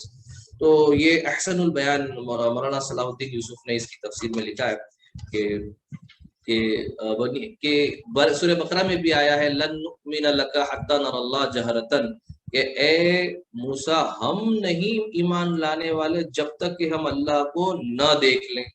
تو موسیٰ علیہ السلام نے یہاں پہ 70 جو ہے وہ لیڈرز جو اور بیسٹ لوگوں کو سلیکٹ کر کے یہ کوہ طور پہ گئے، اور پھر اللہ سے گزارش کی کہ میں آپ کو دیکھنا چاہتا ہوں، اور پھر اس کے بعد جو ہے اللہ نے فرمایا کہ تم نہیں دیکھ پاؤ گے، لیکن یہ کہ اگر یہ پہاڑ کو دیکھ لو گے، اس کی تجلی، تو یہ پہاڑ کو اگر تم دیکھ لو گے تو ہو سکتا ہے تم مجھے دیکھ لو۔ لیکن جب اللہ نے اپنی تجلی بیان کی تو موسیٰ علیہ السلام گر گئے، تو یہ جو گرے تو اس وقت جو ہے وہ زلزلہ آیا اور ان کو بھی جکڑ لیا۔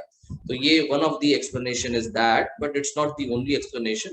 امام ابن کثیر نے ایک الگ ایکسپلینیشن دیا ہے، تو آپ تفسیر کی کتابوں کو ریفر کر سکتے ہیں for more details on it, but in short the whole point is کہ اللہ تعالیٰ نے اتنی ساری میریکلز، مثالیں، معجزات بنی اسرائیل کو دی، اس کے بعد بھی اگر کوئی یہ بولے کہ مجھے اللہ کو ان پرسن دیکھنا ہے، فیس ٹو فیس دیکھنا ہے، تو یہ جو ہے اللہ تعالیٰ کو یہ بات گوارا نہیں گزری، اور اللہ تعالیٰ نے ان کو اس عذاب میں مبتلا کیا۔ اور پھر آیت 157 جو اس رکوع کی آخری آیت ہے، یہ ہے انبیاءوں کا کام۔ انبیاء، نبی کا کام کیا ہے، نبی کا جو مین کام کیا ہے، وہ اس آیت میں جو ہے اللہ نے فرمایا ہے کہ وہ رسول، اب وہ رسول کی کوالٹی کیا تھی کہ وہ انہی کی کتابوں میں جس کا تذکرہ دیا گیا ہے، اور وہ امی تھے۔ تو یہ امی رسول یہ یأمرکم بالمعروف وینہون عن المنکر، یہ رسول، اللہ کے رسول کا سب سے پہلا کام نیکی کی طرف بلانا، برائی سے روکنا، وَيُحِلُّ لَهُمُ الطَّيِّبَاتِ، اور جو پاک چیز ہے اس کو حلال کرنا، اور وَيُحَرِّمُ عَلَيْهِمُ الْخَبَائِثِ، اور جو خباثت اور جو خبائث چیزیں ہیں، جو بری چیزیں، اس کو حرام کرنا، اور جو گلے میں جو توق لگے ہوئے ہیں، جو کسٹمز ٹریڈیشنز کی جو کیا کہتے ہیں، جو زنجیریں انسان گلے میں پہن کے رکھا ہے، ان زنجیروں سے، ان بیڑیوں سے جو ہے لوگوں کو آزاد کرانا۔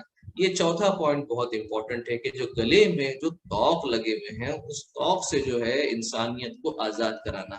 تو اس کی تفسیر میں علماء فرماتے ہیں کہ جو ہے اس سے اللہ قرآن کے نازل ہونے سے پہلے جو جتنی کتابیں تھیں تورات میں جو ہے قصاص کے قانون میں صرف ایک ہی پروویژن تھا، وہ یہ تھا کہ قتل کے بدلے قتل ہی ہے، اور کوئی نہیں ہے۔ قتل ہوا کسی کا تو اس کے بدلے کیا ہے، اب قتل ہی کیا جائے گا۔ لیکن اللہ کے رسول صلی اللہ علیہ وسلم آئے اور ہمارے لیے آسانی کی، قتل کے بدلے صرف قتل ہی نہیں ہے، قتل کے بدلے اگر انسان چاہے تو معاف بھی کر سکتا ہے، اور اگر انسان چاہے تو دیت، بلڈ منی بھی لے سکتا ہے۔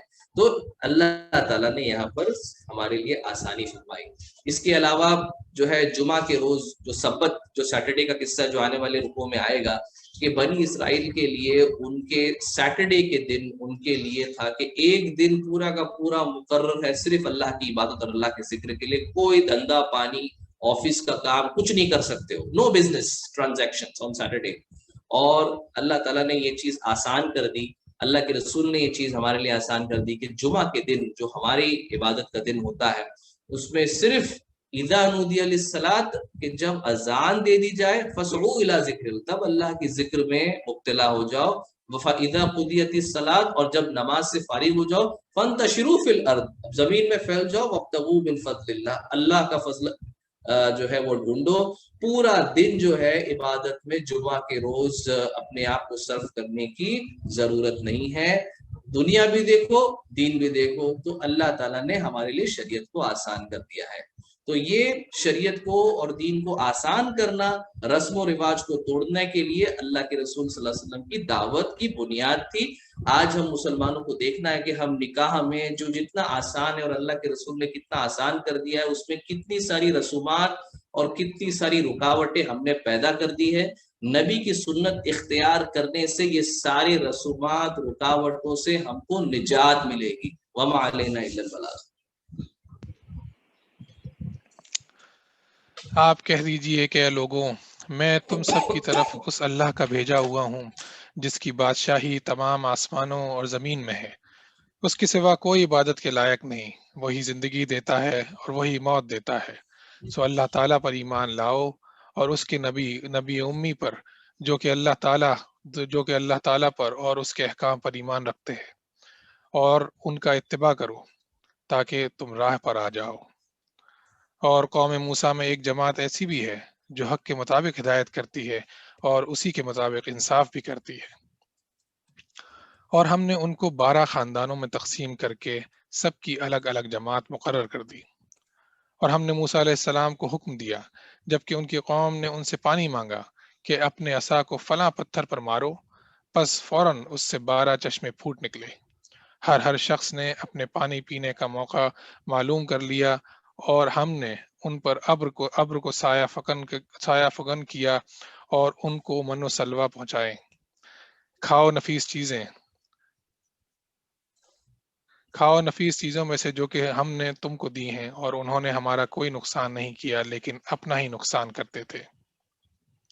اور جب ان کو حکم دیا گیا کہ تم لوگ اس آبادی میں جا کر رہو اور کھاؤ اس سے جس جگہ تم رغبت کرو، اور زبان سے یہ کہتے جانا کہ توبہ ہے، اور جھکے جھکے دروازے میں داخل ہونا، ہم تمہاری خطائیں معاف کر دیں گے۔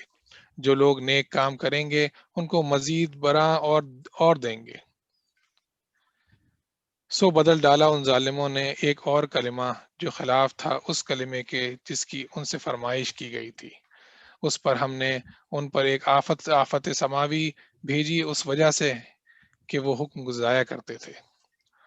اور آپ ان لوگوں سے اس بستی والوں کا جو کہ دریائے شور کے قریب آباد تھے اس وقت کا حال پوچھیے، جبکہ وہ ہفتے کے بارے میں حد سے نکل رہے تھے، جبکہ ان کے ہفتے کے روز تو ان کی مچھلیاں ظاہر ہو کر ان کے سامنے آتی تھی، اور جب ہفتے کا دن نہ ہوتا تو ان کے سامنے نہ آتی تھی۔ ہم ان کو اس طرح پر آزمائش کرتے تھے اس سبب سے کہ وہ بے حکمی کیا کرتے تھے۔ اور جبکہ ان میں سے ایک جماعت نے یوں کہا کہ تم ایسے لوگوں کو کیوں نصیحت کرتے ہو جن کو اللہ بالکل ہلاک کرنے والا ہے یا ان کو سخت سزا دینے والا ہے۔ انہوں نے جواب دیا کہ تمہارے رب کے روبرو عذر کرنے کے لیے اور اس لیے کہ شاید یہ ڈر جائیں۔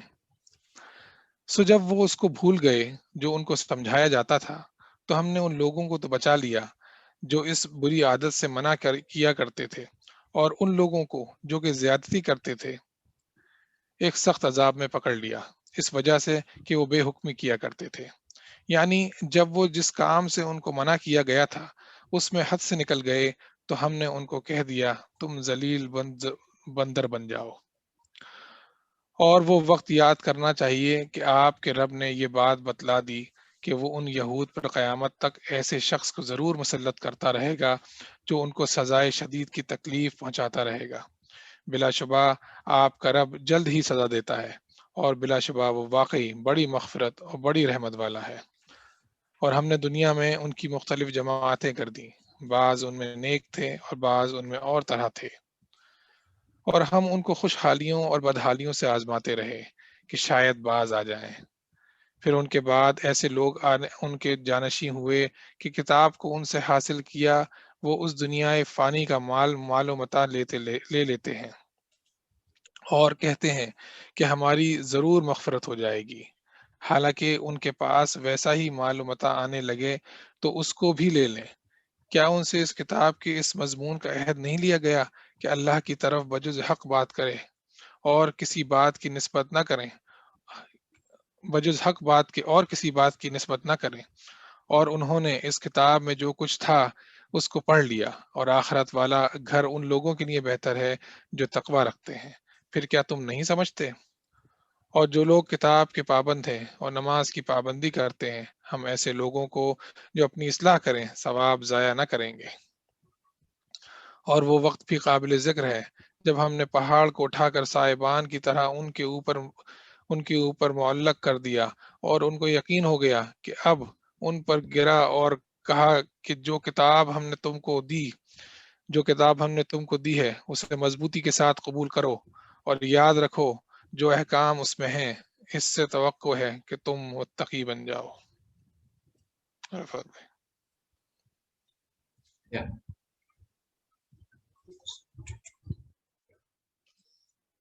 بسم اللہ الرحمن الرحیم۔ ان رکوع میں اس رکوع میں خاص طور سے چند اہم بات امر بالمعروف اور نہی عن المنکر کو لے کر آئی ہے، اور یہ جو بڑا اہم قصہ ہے بنی اسرائیل کا، جو سبت کا جو قصہ تھا وہ بھی آیا ہے، اور بنی اسرائیل کی جو ایک خاص عادت تھی کہ ورڈز کو جو ہے وہ ٹوسٹ کرنا، تو وہ بھی اس کے سامنے یہ آیت میں آئی ہے، اور یہ سورہ بقرہ میں بھی آئی، اور یہ سورہ نساء میں بھی آئی، یہ سورہ مائدہ میں بھی آئی، اور یہ بھی آئی، اور میں چاہتا ہوں کہ اس چیز کو میں ضرور ایڈریس کروں اس میں، کہ نمبر ایک چیز کہ سبت کا معاملہ کیا تھا۔ تو آپ تفسیر میں ہے کہ یہ سنیچر کو سارے کام منع کر دیے گئے تھے، no business transactions, no nothing on Saturday, لیکن ہوا یہ تھا کہ سمندر کے وقت سیٹرڈے کے دن سمندر میں جو ہے وہ مچھلیاں جو ہے وہ سمندر کے کنارے آ جاتی تھی، اور جب سنڈے کا دن آتا تو وہ واپس سمندر کے اندر چلے، تو اللہ کی طرف سے یہ بہت بڑی آزمائش تھی۔ تو بنی اسرائیل نے اس میں ٹرک نکالی، انہوں نے جو ہے وہ سمندر کے کنارے جو ہے چھوٹے چھوٹے گڈھے بنائے، وہ فرائیڈے کو گڈھے بنا دیتے تھے تاکہ سیٹرڈے کو جب مچھلیاں آنے والی ہیں تو گڈھے میں آ کے پھنس جائے۔ ہم بزنس نہیں کریں گے، ہم فزیکلی ہم ان پرسن جا کے کوئی بزنس نہیں کریں گے، فشنگ نہیں کریں گے، ہم جو ہے وہ آف لائن رہ کر جو ہے رہیں گے، اور سنڈے کو جا کے جو ہے جو پھنس چکی ہے مچھلیاں اس کو پک اپ کر لیں گے۔ تو اس طرح سے ٹوسٹ کیے گئے۔ اب اس میں 3 گروہ ہو گئے بنی اسرائیل کے اندر۔ ایک گروہ وہ تھا جس نے اس غلط حرکت پر جو ہے ملامت اختیار کی اور اجتناب اختیار کیا، اور جو لوگ کر رہے تھے ان کو روکا کہ یہ بری حرکت ہے، یہ اللہ کے قانون کے ساتھ کھلواڑ کرنے والا کام ہے، آپ اللہ کی شریعت کا مذاق اڑا رہے ہو اس طرح سے کر کے۔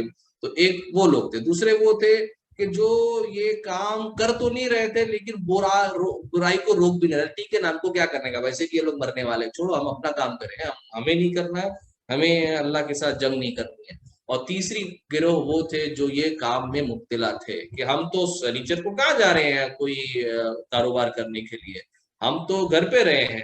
تو اس طرح سے ٹوسٹ کر رہے تھے وہ۔ اللہ تبارک و تعالیٰ نے جب دیکھا کہ یہ لوگوں کے بات ماننے کے بعد لوگوں کی نصیحت کے بعد بھی باز نہیں آ رہے ہیں، تو اللہ تعالیٰ نے وہ لوگ جنہوں نے نافرمانی کی ان کو سزا دی کہ کونوا قردۃ خائبین، کہ تم بندر ہو جاؤ، ڈسپائزڈ اور ریجیکٹڈ، کہ تم ایک بندر بن جاؤ، ایسے بندر جس کو دیکھ کر گھن آئے۔ تو یہ جو عذاب ہے یہ بنی اسرائیل پر آیا، اور اللہ کے رسول صلی اللہ علیہ وسلم نے فرمایا ہے کہ اے مسلمانوں، میری امت پر وہ سارے حالات آئیں گے جو بنی اسرائیل پر آ چکے تھے، اس طرح آئیں گے جیسے ایک جوتی کی نال دوسرے جوتی کے ساتھ جو ہے میل کھاتی ہے۔ تو اگر آپ اپنے لیفٹ اور رائٹ جوتے کو جب میچ کر کے دیکھو گے تو جس طرح سے ایک دم ایگزیکٹلی میچ ہوتا ہے، بالکل ویسے ہی میچ کرتے ہوئے حالات آئیں گے، ایک کے بعد ایک، ایک کے بعد ایک، ایک کے بعد ایک، ایک کے بعد ایک۔ اور اسی کے تعلق سے اللہ کے رسول صلی اللہ علیہ وسلم نے ایک پیشن گوئی بھی دی ہے کہ میری امت میں بھی راتوں رات پہ کچھ لوگوں کو راتوں رات بندر بنا دیا جائے گا، ان کے چہروں کو بندر جیسا بنا دیا جائے گا۔ تو وہ کون ہوں گے؟ یہ وہ لوگ ہوں گے میری امت کے جنہوں نے شراب اور ناچ گانا یہ اپنے لیے حلال کر دیا ہے۔ ان لوگوں کے ساتھ اللہ تبارک و تعالیٰ مسلمانوں میں جو ان لوگوں جو اس کو حلال کر دیا ہے، اللہ تبارک و تعالیٰ ایسے لوگوں کو راتوں رات بندر بنا دے گا۔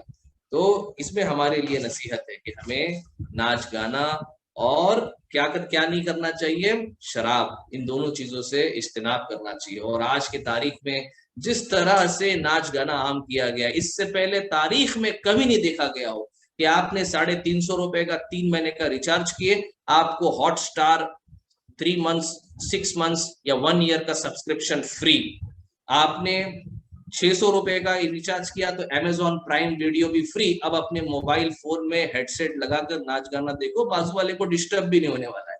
تو اس قسم سے ناچ گانا اور انٹرٹینمنٹ کو عام کیا گیا ہے، اور اس طرح سے اس کو انسینسٹائز کیا گیا ہے کہ ہمیں اسے برائی سمجھ میں ہی نہیں آتی، چلو فری میں مل رہا کلیم کر لیتے ریوارڈ۔ اور یہ جو ہے اللہ تعالیٰ نے اس کی نصیحت کی ہے کہ ہمیں بنی اسرائیل کے نقش قدم پر نہیں چلنا ہے۔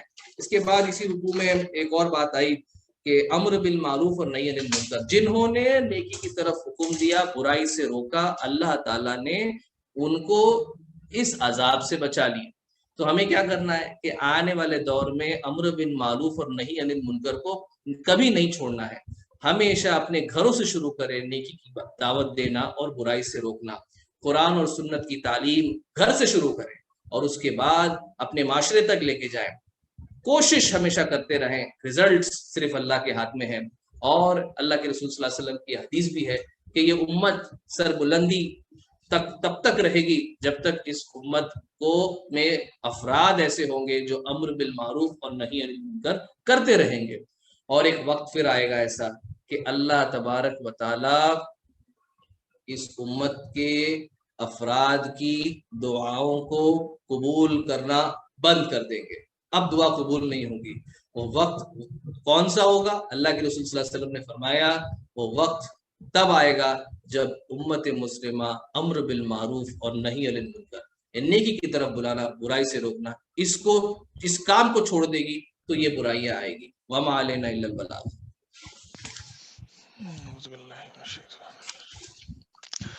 اور جب آپ کے رب نے اولاد آدم کی پشت سے ان کی ایک اولاد کو نکالا اور ان سے انہی کے متعلق اقرار لیا کہ کیا میں تمہارا رب نہیں ہوں؟ سب نے جواب دیا کیوں نہیں، ہم سب گواہ بنتے ہیں، تاکہ تم لوگ قیامت کے روز یوں نہ کہو کہ ہم تو اس سے محض بے خبر تھے، یا یوں کہو کہ پہلے شرک تو ہمارے بڑوں نے کیا اور ہم ان کے بعد ان کی نسل میں ہوئے، سو کیا ان غلط راہ والوں کے فعل پر تو ہم کو ہلاکت میں ڈال دے گا؟ ہم اسی طرح آیات کو صاف صاف بیان کرتے ہیں اور تاکہ وہ باز آ جائیں۔ اور ان لوگوں کو اس شخص کا حال پڑھ کر سنائیے کہ جس کو ہم نے اپنی آیتیں دیں، پھر وہ ان سے بالکل ہی نکل گیا، پھر شیطان اس کے پیچھے لگ گیا، سو وہ گمراہ لوگوں میں شامل ہو گیا۔ اور اگر ہم چاہتے تو اس کو ان آیتوں کی بدولت بلند مرتبہ کر دیتے، لیکن وہ تو دنیا کی طرف مائل ہو گیا اور اپنی نفسانی خواہش کی پیروی کرنے لگا، سو اس کی حالت کتے کی سی ہو گئی کہ اگر تو اس پر حملہ کرے تب بھی ہاں پہ، یا اس کو چھوڑ دے تب بھی ہاں پہ۔ یہی حالت ان لوگوں کی ہے جنہوں نے ہماری آیتوں کو جھٹلایا، سو آپ اس حال کو بیان کر دیجئے، شاید وہ لوگ کچھ سوچیں۔ ان لوگوں کی حالت بھی بری حالت ہے جو ہماری آیات کو جھٹلاتے ہیں اور وہ اپنا نقصان کرتے ہیں۔ جس کو اللہ ہدایت کرتا ہے سو ہدایت پانے والا وہی ہوتا ہے، اور جس کو وہ گمراہ کر دے سو ایسے ہی لوگ خسارے میں پڑنے والے ہیں۔ اور ہم نے ایسے بہت سے جن اور انسان دوزخ کے لیے پیدا کیے ہیں جن کے دل ایسے ہیں جن سے نہیں سمجھتے، اور جن کی آنکھیں ایسی ہیں جن سے نہیں دیکھتے، اور جن کے کان ایسے ہیں جن سے نہیں سنتے۔ یہ لوگ چوپایوں کی طرح ہیں، بلکہ یہ ان سے بھی زیادہ گمراہ ہیں۔ یہی لوگ غافل ہیں۔ اور اچھے اچھے نام اللہ ہی کے لیے ہیں، سو ان ناموں سے اللہ ہی کو معصوم کیا کرو، اور ایسے لوگوں سے تعلق بھی نہ رکھو جو اس کے ناموں میں کج روی کرتے ہیں، ان لوگوں کو ان کے لیے ان کے کیے کی ضرور سزا ملے گی۔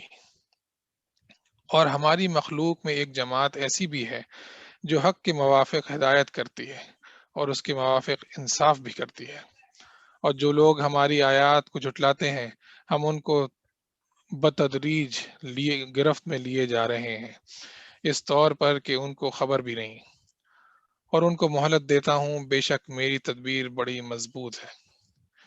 کیا ان لوگوں نے اس بات پر غور نہ کیا کہ ان کے ساتھی کو ذرا بھی جنون نہیں ہے، وہ تو صرف ایک صاف صاف ڈرانے والا ہے؟ اور کیا ان لوگوں نے غور نہیں کیا آسمانوں اور زمین کے عالم میں اور دوسری چیزوں میں جو اللہ نے پیدا کی ہیں، اور اس بات میں کہ ممکن ہے کہ ان کی اجل قریب ہی آ پہنچی ہو؟ پھر قرآن کے بعد کون سی بات پر یہ لوگ ایمان لائیں گے؟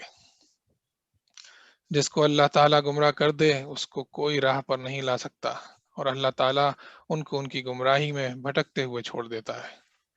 یہ لوگ آپ سے قیامت کے متعلق سوال کرتے ہیں کہ اس کا وقوع کب ہوگا؟ آپ فرما دیجئے کہ اس کا علم صرف میرے رب ہی کے پاس ہے، اس کے وقت پر اس کے سوا اس کو سوا کوئی اور ظاہر نہ کرے گا۔ وہ آسمانوں اور زمین میں بڑا بھاری حادثہ ہوگا، وہ تم پر محض اچانک آ پڑے گی۔ وہ آپ سے اس طرح پوچھتے ہیں جیسے گویا آپ اس کی تحقیقات کر چکے ہیں۔ آپ فرما دیجئے کہ اس کا علم خاص اللہ ہی کے پاس ہے، لیکن اکثر لوگ نہیں جانتے۔ آپ فرما دیجئے کہ میں خود اپنی ذات خاص کے لیے کسی نفع کا اختیار نہیں رکھتا اور نہ کسی ضر کا، مگر اتنا ہی کہ جتنا اللہ نے چاہا، اور اگر میں غیب کی باتیں جانتا ہوتا تو میں بہت سے منافع حاصل کر لیتا اور کوئی نقصان مجھ کو نہ پہنچتا۔ میں تو محض ڈرانے والا اور بشارت دینے والا ہوں ان لوگوں کو جو ایمان رکھتے ہیں۔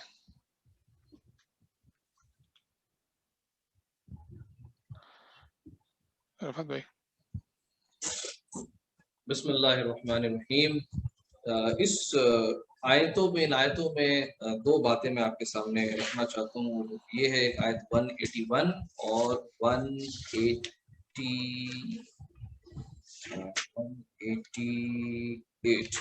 and 188 two important points. Number ایک کہ اللہ تعالیٰ نے 181 میں فرمایا، آیت نمبر 181 میں کہ ہم نے ان میں سے ایسو کو بھی ایک کمیونٹی، ایک امت میں ایک امت کے اندر ایک ودن امہ انہی میں سے اس امت میں سے ایک امت تیار کی جو ہدایت دیتی ہے حق کی طرف اور عدل کو نافذ کرتی ہے۔ تو واپس وہ ٹاپک آیا ہے کہ حق کی طرف ہدایت دینا، اور حق کی طرف ہدایت دینا کا مطلب ہے ان ادر ورڈز امر بالمعروف اور نہی عن المنکر۔ تو ایک اللہ کے رسول صلی اللہ علیہ وسلم کی ایک احادیث، اور یہ عدل جسٹس کو نافذ کرنا۔ تو اللہ کے رسول صلی اللہ علیہ وسلم نے فرمایا اس تعلق سے کہ تین لوگوں کی دعا اللہ تبارک و تعالیٰ کبھی رد نہیں کرے گا، اور وہ کیا ہے؟ ایک جو ہے ایک عادل حاکم کی دعا کبھی اللہ تبارک و تعالیٰ رد نہیں کرے گا۔ دوسری جو ہے ایک روزے دار کی دعا، جب وہ افطار کے وقت جو دعا کرتا ہے وہ کبھی رد نہیں کرے گا۔ اور تیسری ایک مظلوم کی دعا۔ یہ ایک پوائنٹ۔ اور آیت نمبر 188 میں جو ایک امپورٹنٹ پوائنٹ ہے کہ اللہ کے رسول کو غیب کا علم نہیں تھا۔ تو کئی لوگ ایک انتہا پہ ہیں، کہتے ہیں کہ اللہ کے رسول کو غیب کا علم تھا، وہ سب جانتے تھے، اور قرآن اس چیز کو نفی کرتی ہے کہ اللہ کے رسول کو غیب کا علم نہیں تھا۔ یہ اہل سنت اور قرآن اور سنت پر کا جو صحیح عقیدہ یہ ہے کہ اللہ کے رسول کو غیب کا علم نہیں تھا۔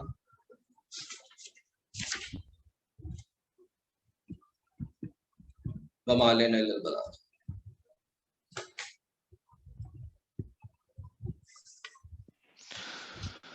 وہ اللہ تعالیٰ ایسا ہی ہے جس نے تم کو ایک تن واحد سے پیدا کیا اور اسی سے اس کا جوڑا بنایا تاکہ وہ اسے اپنے جوڑے سے انس حاصل کرے۔ پھر جب میاں نے بیوی سے قربت کی تو اس کو حمل رہ گیا ہلکا سا، سو وہ اس کو لیے ہوئے چلتی پھرتی رہی۔ پھر جب وہ بوجھل ہو گئی تو دونوں میاں بیوی اللہ سے جو ان کا مالک ہے دعا کرنے لگے کہ اگر تو نے ہم کو صحیح سالم اولاد دے دی تو ہم خوب شکر گزاری کریں گے۔ سو جب اللہ نے دونوں کو صحیح سالم اولاد دے دی تو اللہ کی دی ہوئی چیز میں وہ دونوں اللہ کے شریک قرار دینے لگے، سو اللہ پاک ہے ان کے شرک سے۔ کیا ایسوں کو شریک ٹھہراتے ہیں جو کسی چیز کو پیدا نہ کر سکیں اور وہ خود ہی پیدا کیے گئے ہوں، اور وہ ان کو کسی قسم کی مدد نہیں دے سکتے اور وہ خود بھی مدد نہیں کر سکتے؟ اور اگر تم ان کو کوئی بات بتلانے کو پکارو تو تمہارے کہنے پر نہ چلیں۔ تمہارے اعتبار سے دونوں امر برابر ہیں، خواہ تم ان کو پکارو یا تم خاموش رہو۔ واقعی تم اللہ کو چھوڑ کر جن کی عبادت کرتے ہو وہ بھی تم ہی جیسے بندے ہیں، سو تم ان کو پکارو، پھر ان کو چاہیے کہ تمہارا کہنا کر دیں اگر تم سچے ہو۔ کیا ان کے پاؤں ہیں جن سے وہ چلتے ہوں، یا ان کے ہاتھ ہیں جن سے وہ کسی چیز کو تھام سکیں، یا ان کی آنکھیں ہیں جن سے وہ دیکھتے ہوں، یا ان کے کان ہیں جن سے وہ سنتے ہوں؟ آپ کہہ دیجئے تم اپنے سب شرکاء کو بلا لو، پھر میری ذر رسانی کی تدبیر کرو، پھر مجھ کو ذرا مہلت مت دو۔ یقیناً میرا مددگار اللہ تعالیٰ ہے جس نے یہ کتاب نازل فرمائی، اور وہ نیک بندوں کی مدد کرتا ہے۔ اور تم جن لوگوں کی اللہ کو چھوڑ کر عبادت کرتے ہو وہ تمہاری کچھ مدد نہیں کر سکتے اور نہ وہ اپنی مدد کر سکتے ہیں۔ اور ان کو اگر کوئی بات بتلانے کو پکارو تو اس کو نہ سنیں، اور ان کو آپ دیکھتے ہیں کہ گویا وہ آپ کو دیکھ رہے ہیں اور وہ کچھ بھی نہیں دیکھتے۔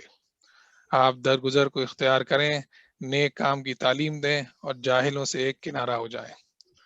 اور اگر آپ کو کوئی وسوسہ شیطان کی طرف سے آنے لگے تو اللہ کی پناہ مانگ لیا کیجیے، بلا شبہ وہ خوب سننے والا، خوب جاننے والا ہے۔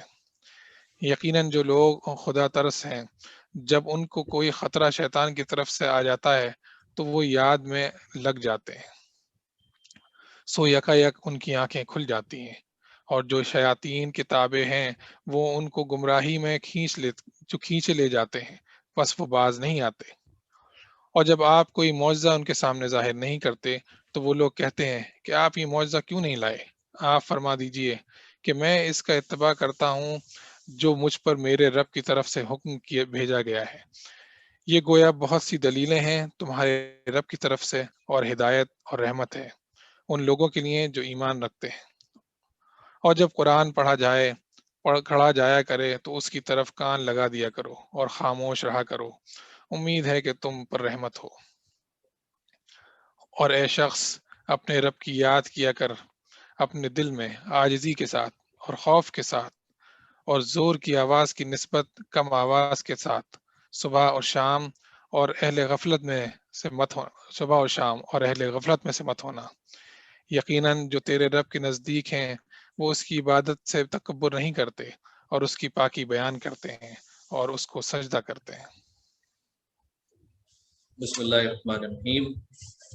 ایک دائی جب امر بالمعروف اور نہی عن المنکر کرے تو اس کے لیے بہت ضروری ہے کہ وہ سب سے اہم چیز یہ ہے کہ وہ جو ہے وہ عفو، خذ العفو، کہ وہ جو ہے آیت نمبر 199 میں اللہ نے فرمایا کہ وہ اللہ تعالیٰ حکم دیتا ہے کہ جب دعوت کے میدان میں اترے، امر بالمعروف نہی عن المنکر کر رہے ہیں تو عفو، درگزری کا جو ہے معاملہ اختیار کرے، اور جو ہے امر دیں اور حکم دے نیک چیزوں کا، اور جب جاہل تمہارے ارد گرد ہو تو ان سے کنارہ کش کرے۔ پھر ہو سکتا ہے شیطان دل میں وسوسے پیدا کرے، اس نے میرے کو چڑھایا، اس نے میرا پروپیگنڈا کیا، سوشل میڈیا میں میرے بارے میں دیکھو کیا کیا بول رہا ہے، کیا کیا کر رہا ہے، کیا کیا کر رہا ہے، لاؤ میں بھی کی بورڈ سے کچھ نہ کچھ رپلائی دیتا ہوں، ریفیوٹ کرتا ہوں، اور ایسا کچھ اگر خیال آئے تو کچھ ریاکٹ کرنے کا من کرے اور شیطان وسوسے ڈالے تو کرنا کیا ہے؟ فاستعیذ باللہ، اللہ سے جو ہے تعوذ، اللہ کی پناہ مانگ لیں۔ اور پھر اللہ تعالیٰ نے آخری نصیحت دی 204 میں کہ قرآن کی تلاوت سنتے رہیں، اور جب قرآن پڑھی جائے تو اس کو بہت غور سے سنو، اس سے دل میں سکینہ پیدا ہوگا۔ اور پھر اللہ کو 205 میں اللہ کو ایڈوائس نمبر 4 ایک دائی کے لیے، صبح شام اللہ کو یاد کرے اور اپنے آپ کو عاجز رکھے۔ وما علینا الا البلاغ۔ سورۃ الانفال شروع ہو رہی ہے، یہ مدنی ہے اور اس کی 75 آیات اور 10 رکوع ہیں۔ بسم اللہ الرحمن الرحیم۔ یہ لوگ آپ سے غنیمتوں کا حکم دریافت کرتے ہیں، آپ فرما دیجئے کہ یہ غنیمتیں اللہ کی ہیں اور رسول کی ہیں، سو تم اللہ سے ڈرو اور اپنے باہمی تعلقات کی اصلاح کرو اور اللہ تعالیٰ اور اس کے رسول کی اطاعت کرو اگر تم ایمان والے ہو۔ بس ایمان والے تو ایسے ہوتے ہیں کہ جب اللہ تعالیٰ کا ذکر آتا ہے تو ان کے قلوب ڈر جاتے ہیں، اور جب اللہ کی آیتیں ان کو پڑھ کر سنائی جاتی ہیں تو وہ آیتیں ان کی ایمان کو اور زیادہ کر دیتی ہیں، اور وہ لوگ اپنے رب پر توکل کرتے ہیں جو کہ نماز کی پابندی کرتے ہیں، اور ہم ان کو جو کچھ دیا ہے وہ اس میں سے خرچ کرتے ہیں۔ سچے ایمان والے یہ لوگ ہیں، ان کے لیے بڑے درجے ہیں ان کے رب کے پاس، اور مغفرت اور عزت کی روزی ہے۔ جیسا کہ آپ کے رب نے آپ کے گھر سے حق کے ساتھ آپ کو روانہ کیا، اور مسلمانوں کی ایک جماعت اس کو گراں سمجھتی ہے، وہ اس حق کے بارے میں اس کے بعد کہ اس کا ظہور ہو گیا تھا آپ سے اس طرح جھگڑ رہے تھے کہ گویا کوئی ان کو موت کی طرف ہانکے لیے جاتا ہے اور وہ دیکھ رہے ہیں۔ اور تم لوگ اس وقت کو یاد کرو جب کہ اللہ تم سے ان دو جماعتوں میں سے ایک کا وعدہ کرتا تھا کہ وہ تمہارے ہاتھ آ جائے گی، اور تم اس تمنا میں تھے کہ غیر مسلح جماعت تمہارے ہاتھ آ جائے، اور اللہ تعالیٰ کو یہ منظور تھا کہ اپنے احکام سے حق کا حق ہونا ثابت کر دے اور ان کافروں کی جڑ کاٹ دے، تاکہ حق کا حق ہونا اور باطل کا باطل ہونا ثابت کر دے، گو کہ یہ مجرم لوگ ناپسند ہی کریں۔ اس وقت کو یاد کرو جب کہ تم اپنے رب سے فریاد کر رہے تھے، پھر اللہ تعالیٰ نے تمہاری سن لی کہ میں تم کو 1000 فرشتوں سے مدد دوں گا جو لگاتار چلے آئیں گے، اور اللہ تعالیٰ نے یہ امداد محض اس لیے کی کہ بشارت ہو اور تاکہ تمہارے دلوں کو قرار ہو جائے، اور مدد صرف اللہ ہی کی طرف سے ہے جو کہ زبردست حکمت والا ہے۔ اس وقت کو یاد کرو جب کہ اللہ تم پر اونگ طاری کر رہا تھا اپنی طرف سے چین دینے کے لیے، اور تم پر آسمان سے پانی برسا رہا تھا کہ اس پانی کے ذریعے سے تم کو پاک کرے اور تم سے شیطانی وسوسے کو دفع کر دے اور تمہارے دلوں کو مضبوط کر دے اور تمہارے پاؤں جما دے۔ اس وقت کو یاد کرو جب کہ آپ کا رب فرشتوں کو حکم دیتا تھا کہ میں تمہارا ساتھی ہوں، سو تم ایمان والوں کی ہمت بڑھاؤ، میں ابھی کفار کے قلوب میں رعب ڈال دیتا ہوں، سو تم گردنوں پر مارو اور ان کے پور پور کو مارو۔ یہ اس بات کی سزا ہے کہ انہوں نے اللہ کی اور اس کے رسول کی مخالفت کی، اور جو اللہ کی اور اس کے رسول کی مخالفت کرتا ہے سو بے شک اللہ تعالیٰ سخت سزا دینے والا ہے۔ سو یہ سزا چکھو اور جان رکھو کہ کافروں کے لیے جہنم کا عذاب مقرر ہی ہے۔ اے ایمان والوں، جب تم کافروں سے دو بدو مقابل ہو جاؤ تو ان سے پشت مت پھیرنا، اور جو شخص ان سے اس موقع پر پشت پھیرے گا، مگر ہاں جو لڑائی کے لیے پیترا بدلتا ہو یا جو اپنی جماعت کی طرف پناہ لینے آتا ہو تو وہ مستثنا ہے۔ باقی اور جو ایسا کرے گا وہ اللہ کے غضب میں آ جائے گا، اور اس کا ٹھکانہ دوزخ ہوگا، وہ بہت ہی بری جگہ ہے۔ سو تم نے انہیں قتل نہیں کیا لیکن اللہ تعالیٰ نے ان کو قتل کیا، اور آپ نے خاک کی مٹھی نہیں پھینکی بلکہ اللہ تعالیٰ نے وہ پھینکی، اور تاکہ مسلمانوں کو اپنی طرف سے ان کی محنت کا خوب عوض دے۔ بلا شبہ اللہ تعالیٰ خوب سننے والا، خوب جاننے والا ہے۔ ایک بات تو یہ ہوئی، اور دوسری بات یہ کہ اللہ تعالیٰ کو کافروں کی تدبیر کو کمزور کرنا تھا۔ اگر تم لوگ فیصلہ چاہتے ہو تو وہ فیصلہ تمہارے سامنے آ موجود ہوا، اور اگر باز آ جاؤ تو یہ تمہارے لیے نہایت خوب ہے، اور اگر تم پھر وہی کام کرو گے تو ہم بھی پھر وہی کام کریں گے، اور تمہاری جمعیت تمہارے ذرا بھی کام نہ آئے گی۔ گو گنتی زیادہ ہو، اور واقعی بات یہ ہے کہ اللہ تعالیٰ ایمان والوں کے ساتھ ہے۔ رفعت بھائی۔ بسم اللہ الرحمن الرحیم۔ سورۃ الانفال جو ہے یہ وہ سورت ہے جہاں پہ اللہ تعالیٰ نے غزوہ بدر کا نقشہ ہمارے سامنے کھینچا، اور غزوہ بدر کے نقشہ کھینچنے سے پہلے اللہ تعالیٰ نے ہمیں جو ہے اہل ایمان کی نصیحت کی ہے کہ ان کو جنگ پہ جانے سے پہلے ان کے اندر فنڈامنٹل کوالٹیز ان کے اندر ہونی چاہیے، جنگ کے وقت بھی کوالٹیز کچھ ہونی چاہیے، جنگ کے بعد بھی کچھ ہونی چاہیے، کنسسٹنٹلی ہونی چاہیے۔ تو سب سے پہلی چیز اللہ کو یاد کرنا، اللہ کی آیات کو سننا، اور دوسری بات اللہ کی رسول کی پوری کے پوری انکنڈیشنل اطاعت کرنا۔ اس کے بعد تیسری نصیحت جو ہے ان لوگوں میں دی ہے کہ نماز کو قائم کرنا اور اللہ کے راستے میں خرچ کرنا، اور یہ ساری کوالٹیز اتنی فنڈامنٹل ہے کہ اگر کسی کے اندر یہ نہ ہو اور وہ جہاد کا سب سے بلند ترین مقام جو قتال ہے اس کے لیے نکلے تو وہ فیل ہو جائے گا۔ اور پھر اللہ تعالیٰ نے جہاد کے وقت جب دشمنوں کا مقابلہ کرتے ہیں تو سب سے بڑا گناہ یہ ہے کہ انسان اس وقت جب جب دشمنوں کو فیس کر رہا ہے، قتال کے لیے نکلا ہے، وہ پیٹ دکھا کر بھاگ جائے۔ یہ سب سے بڑے گناہوں میں سے ایک گناہ ہے، اللہ کے رسول نے اسے حدیث میں بھی فرمایا ہے۔ اور اللہ تبارک و تعالیٰ نے یہاں پر اہل ایمان کو یہ بتایا کہ تم چھوٹے سے تھے، تمہاری کوئی گنتی نہیں تھی، لیکن مدد جو ہے وہ صرف اللہ کی طرف سے آئی ہے۔ اللہ نے فرشتوں کو بھیجا، حالانکہ فرشتے بھی جو ہے قادر نہیں ہیں تمہاری مدد کرنے کے لیے، اللہ خود قادر ہے۔ اللہ نے فرشتے صرف اس لیے بھیجے تاکہ تمہارے دل کو لتطمئن القلوب، تمہارے دل کو جو ہے جو سکون ملے، اور تمہارے قدموں کو اللہ تبارک و تعالیٰ جما دے۔ اور آگے کی تفسیر جو ہے آنے والے رکوع میں آئے گی، وما علینا الا البلاغ۔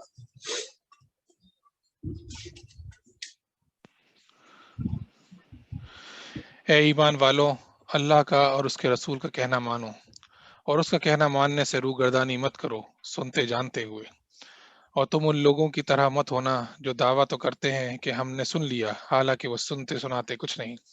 بے شک بدترین خلائق اللہ تعالیٰ کے نزدیک وہ لوگ ہیں جو بہرے ہیں، گونگے ہیں، جو کہ ذرا نہیں سمجھتے۔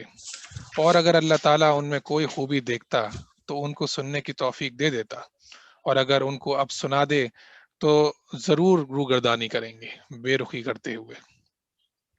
اے ایمان والوں، تم اللہ اور رسول کے کہنے کو بجا لاؤ جبکہ رسول تم کو تمہاری زندگی بخش چیز کی طرف بلاتے ہوں، اور جان رکھو کہ اللہ تعالیٰ آدمی کے اور اس کے قلب کے درمیان آڑ بن جایا کرتا ہے، اور بلا شبہ تم سب کو اللہ ہی کے پاس جمع ہونا ہے۔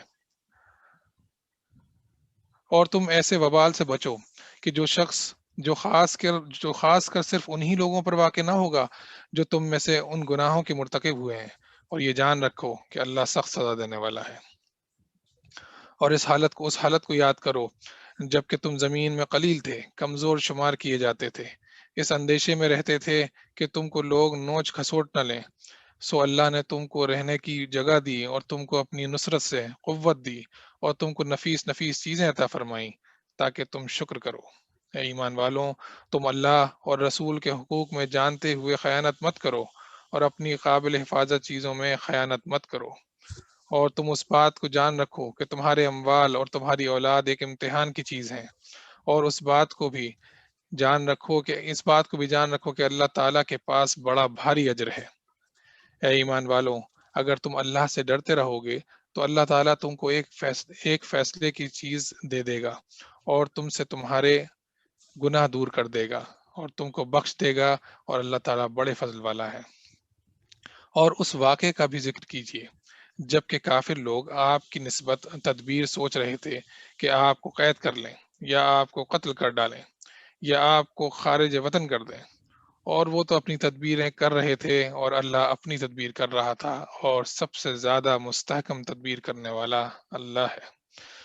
اور جب ان کے سامنے ہماری آیتیں پڑھی جاتی ہیں تو کہتے ہیں کہ ہم نے سن لیا، اگر ہم چاہیں تو اس کے برابر ہم بھی کہہ دیں، یہ تو کچھ بھی نہیں، صرف بے سند باتیں ہیں جو پہلوں سے منقول چلی آ رہی ہیں۔ اور جبکہ ان لوگوں نے کہا کہ اے اللہ، اگر یہ قرآن آپ کی طرف سے واقعی ہے تو ہم پر آسمان سے پتھر برسا، یا ہم پر کوئی دردناک عذاب واقع کر دے۔ اور اللہ تعالیٰ ایسا نہ کرے گا کہ ان میں آپ کے ہوتے ہوئے ان کو عذاب دے، اور اللہ ان کو عذاب نہ دے گا اس حالت میں کہ وہ استغفار بھی کرتے ہوں۔ اور ان میں کیا بات ہے کہ ان کو اللہ تعالیٰ سزا نہ دے حالانکہ وہ لوگ مسجد حرام سے روکتے ہیں، جبکہ وہ لوگ اس مسجد کے متولی نہیں، اس کے متولی تو سوا متقیوں کے اور اشخاص نہیں، لیکن ان میں اکثر لوگ علم نہیں رکھتے، اور ان کی نماز کعبے کے پاس صرف یہ تھی سیٹیاں بجانا اور تالیاں بجانا، سو اپنے کفر کے سبب اس غضب کا مزہ چکھو۔ بلا شک یہ کافر لوگ اپنے مالوں کو اس لیے خرچ کر رہے ہیں کہ اللہ کی راہ سے روکیں، سو یہ لوگ تو اپنے مالوں کو خرچ کرتے ہی رہیں گے، پھر وہ مال ان کے حق میں باعث حسد ہو جائیں گے، باعث حسرت ہو جائیں گے، پھر مغلوب ہو جائیں گے اور کافر لوگوں کو دوزخ کی طرف جمع کیا جائے گا، تاکہ اللہ تعالیٰ ناپاک کو پاک سے الگ کر دے اور ناپاکوں کو ایک دوسرے سے ملا دے، پس ان سب کو اکٹھا ڈھیر کر دے، پھر ان سب کو جہنم میں ڈال دے، ایسے لوگ پورے خسارے میں ہیں۔ آپ ان کافروں سے کہہ دیجئے کہ اگر یہ لوگ باز آ جائیں تو ان کے سارے گناہ جو پہلے ہو چکے ہیں سب معاف کر دیے جائیں گے، اور اگر اپنی وہی عادت رکھیں گے تو کفار سابقین کے حق میں قانون نافذ ہو چکا ہے، اور تم ان سے اس حد تک لڑو کہ ان میں فساد عقیدہ نہ رہے اور دین اللہ ہی کا ہو جائے، پھر اگر یہ باز آ جائیں تو اللہ تعالیٰ ان اعمال کو خوب دیکھتا ہے، اور اگر روگردانی کریں تو یقین رکھیں کہ اللہ تعالیٰ تمہارا کارساز ہے، وہ بہت اچھا کارساز ہے اور بہت اچھا مددگار ہے۔ صدق اللہ العظیم۔ بسم اللہ الرحمن الرحیم۔ اللہ تعالیٰ نے آیت نمبر 20 سے 40 میں چند بہت بہت بہت کرٹیکل ایڈوائسز دیے ہیں، اور in just shortly what I want to say is, سب سے پہلے اللہ اور اس کے رسول کی بات کو سننا، اور اللہ تبارک و تعالیٰ نے یہاں پر فرمایا ہے ایسا نہ بن جانا جو لوگ ایسے ہوں سمعنا وہم لا یسمعون، کہہ تو رہے ہم سنتے ہیں لیکن ہم سنتے نہیں ہیں۔ آج ایسے لوگوں کی مثال بہت ساری دکھے گی، ملٹی ٹاسکنگ کر رہے، بات چل رہی ہے اپنے موبائل میں لگے ہوئے، سمعنا ہم سنتے ہیں لیکن ہم سن نہیں رہے ہیں۔ تو ایسے لوگوں کی طرح مت بن جانا۔ اللہ تعالیٰ نے اسی رکوع میں فرمایا ہے کہ سب سے بدترین مخلوق میں سے وہ ہے جو کہتے ہیں سمعنا وہم لا یسمعون، کہ وہ لوگ جو سم بکم الذی لا یعقلون، کہ جو گونگے ہیں، جو بہرے ہیں اور جو عقل نہیں رکھتے، سب سے بدترین لوگ ہیں۔ اور پھر اللہ تبارک و تعالیٰ نے کہا کہ استجیبوا للہ، کہ اللہ کا کو ریسپونڈ کرو، اللہ کو ایکنالج کرو، اللہ کے رسول کے قول کو ایکنالج کرو، ریسپونڈ کرو، انسینسٹیو مت ہو جاؤ اللہ کے رسول کی سنت کو کے بارے میں، جب تمہارے سامنے بات آئے اس کو ایکنالج کرو، اس کو ریسپونڈ کرو۔ اور پھر اگرچہ کہ اگر تم نے یہ نہ کیا، اگر تم نے اس طرح ایسے طرز عمل کیے، بات نہیں سن رہے ہو، سننے کی ایکٹنگ کر رہے ہو، تو ایسا بھی ہو سکتا ہے وَاتَّقُوا فِتْنَةً لَا تُصِيبَنَّ الَّذِينَ ظَلَمُوا مِنكُمْ خَاصَّةً، کہ ہو سکتا ہے ایسا کہ ایک ایسا فتنہ تم پر آ جائے کہ جس فتنے کا شکار صرف برے ہی نہیں، نیک لوگ بھی جو ہے اس فتنے کا شکار بنیں گے۔ فتنے میں لوگ مارے جائیں گے، برے لوگوں کے ساتھ ساتھ نیک لوگ بھی مارے جائیں گے۔ تو یہ ایسے فتنوں سے، ایسی برائی سے، ایسے اعمال، ایسے فتنے آنے سے ہمیں بچنا ہے۔ اور یہ آتے تب ہے جب اللہ کے رسول صلی اللہ علیہ وسلم کی خلم خلا، جب جو امت جو اس کی ریپریزنٹیٹیو ہے اس رسول کی، اور جب وہ خلم خلا ایسی کوئی نافرمانی کر دی اللہ کے رسول کی، تو ایسا فتنہ اللہ تعالیٰ دنیا میں نازل فرماتے ہیں جس میں برے لوگوں کے ساتھ ساتھ نیک لوگ بھی مارے جاتے ہیں۔ اور پھر اللہ تبارک و تعالیٰ نے یہاں پر یاد دلایا کہ کس طرح اہل ایمان مکہ کے جو صحابہ تھے وہ کتنے چھوٹے تھے، کمزور تھے، اور ڈر تھا ان کے اندر کبھی اچک نہ لیے جائیں، اور پھر اللہ تعالیٰ نے ان کو مدینہ میں ان کے قدموں کو جمایا، اور کس طرح سے ان کو اپنی نعمتیں سے نوازا، اور اللہ تعالیٰ نے ان کو اختیار دیا، اللہ تعالیٰ نے ان کو ایک اسٹیٹ دیا جس میں وہ رہ سکتے ہیں۔ تو اللہ تعالیٰ نے جو یہ اسٹیٹ چینج کاز کیا اہل ایمان کا، اس نعمت کو اللہ تعالیٰ نے اس رکوع میں یاد کرنے کی نصیحت دی ہے، اور کس طرح اللہ تبارک و تعالیٰ نے اس نعمت اب مقابلہ کر رہے ہیں کفار کا، اور اس نعمتوں کو اللہ تعالیٰ یاد کرا رہا ہے تاکہ اہل ایمان کے اندر جو ہے کانفیڈنس اور پازیٹیو ایٹیٹیوڈ ڈیولپ ہو۔ اللہ تبارک و تعالیٰ سے دعا ہے اللہ تبارک و تعالیٰ ہمیں قرآن کی باتوں کو سننے، سمجھنے اور عمل کرنے اور دوسروں تک پہنچانے کی توفیق نصیب فرمائے۔ وما علینا الا البلاغ۔ I am extremely sorry for the delay. We are 6 minutes late. Please excuse me for that. وما علینا الا البلاغ۔ السلام علیکم ورحمۃ اللہ وبرکاتہ۔ Surah Araf, a lot of lessons were there.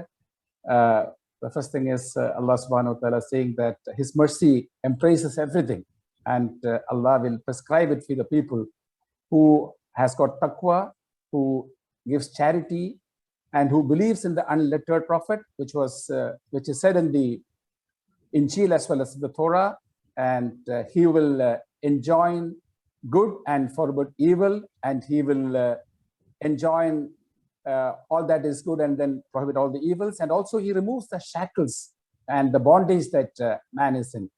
The physical bondage like of slavery and other things, and the internal shackle that we are actually chained to, that by our nafs, our desires, and our all impurities in the mind, that also Allah clears. That's a very important thing. Like, the impurities of our nafs is a great fetter and a shackle which the Rasul is supposed to clean, and we are supposed to clean that. Then Allah subhanahu wa ta'ala says, you have to keep to forgiveness. That's a very important thing. Like, as we yesterday said that Allah forgives you, but then you have to forgive your brothers, basically. Like, when you have mercy to your brother, Allah will have mercy to you. Likewise, when you forgive your brothers, Allah will forgive you. Likewise, keep to forgiveness and enjoin kindness and good. And keep away from the ignorant. That means, you need not go and catch up a fight with the ignorant people. You can actually keep away from that. Then Allah subhanahu wa ta'ala says, if you have taqwa, and when the shaitan is doing waswas around your heart, Allah will make you to remember Allah subhanahu wa ta'ala, and the shaitan will go away. It's a very important thing, basically. Like, if you have taqwa, and if you are under the influence of the waswas of shaitan, because shaitan will keep coming into your heart. He is doing tawaf around your heart. And whenever there is a gap, he will come inside. So if you have taqwa, Allah will make you to remember Allah's name. It is like a thief entering a house and the light is put on, the thief runs away. Likewise, if you have taqwa, Allah will make you to remember Allah subhanahu wa ta'ala, and the thief goes away. So, having taqwa is a very, very important thing in order to keep away from the influence of the waswas of shaitan. It's like, have a bad thought is okay, but don't allow it to grow into your mind and overwhelm you. As soon as a bad thought comes to your mind, keep it away, take it away, remove it from your mind. That's important, because everybody will be under, having the bad thoughts. But you become a sinner only when you allow the bad thought to develop and engulf you, and you start acting on it. And then listening to the Quran, Allah's mercy is there, like, intently. So all of us who are listening, like, may Allah give us the mercy on that. And then do not, you have to remember Allah subhanahu wa ta'ala in the morning and the evening under your breath with fear and hope in Allah subhanahu wa ta'ala. And then in Surah Anfal, Allah subhanahu wa ta'ala says, when you hear the verses of Allah subhanahu wa ta'ala, there should be a wajilat in your heart. And when you hear more and more ayats, your, iman should increase, and you should put your trust in Allah subhanahu wa ta'ala. Your tawakkul should increase. That is actually a sign of a moment. So, like, you should have yourself assess whenever you are hearing the ayats of Allah subhanahu wa ta'ala. Is it doing something to increase your iman? At the same time, is it creating a flutter in your heart, a fear in your heart, a wajilat in qulubihim, wajilat in your heart? And then whether it is increasing your tawakkul in Allah subhanahu wa ta'ala. This is a test that you should do whenever you are reading the Quran. And if it actually does that, if it actually gives you that effect, definitely then you are successful, because Allah says, Allah will forgive you, and He will increase your daraja in the hereafter.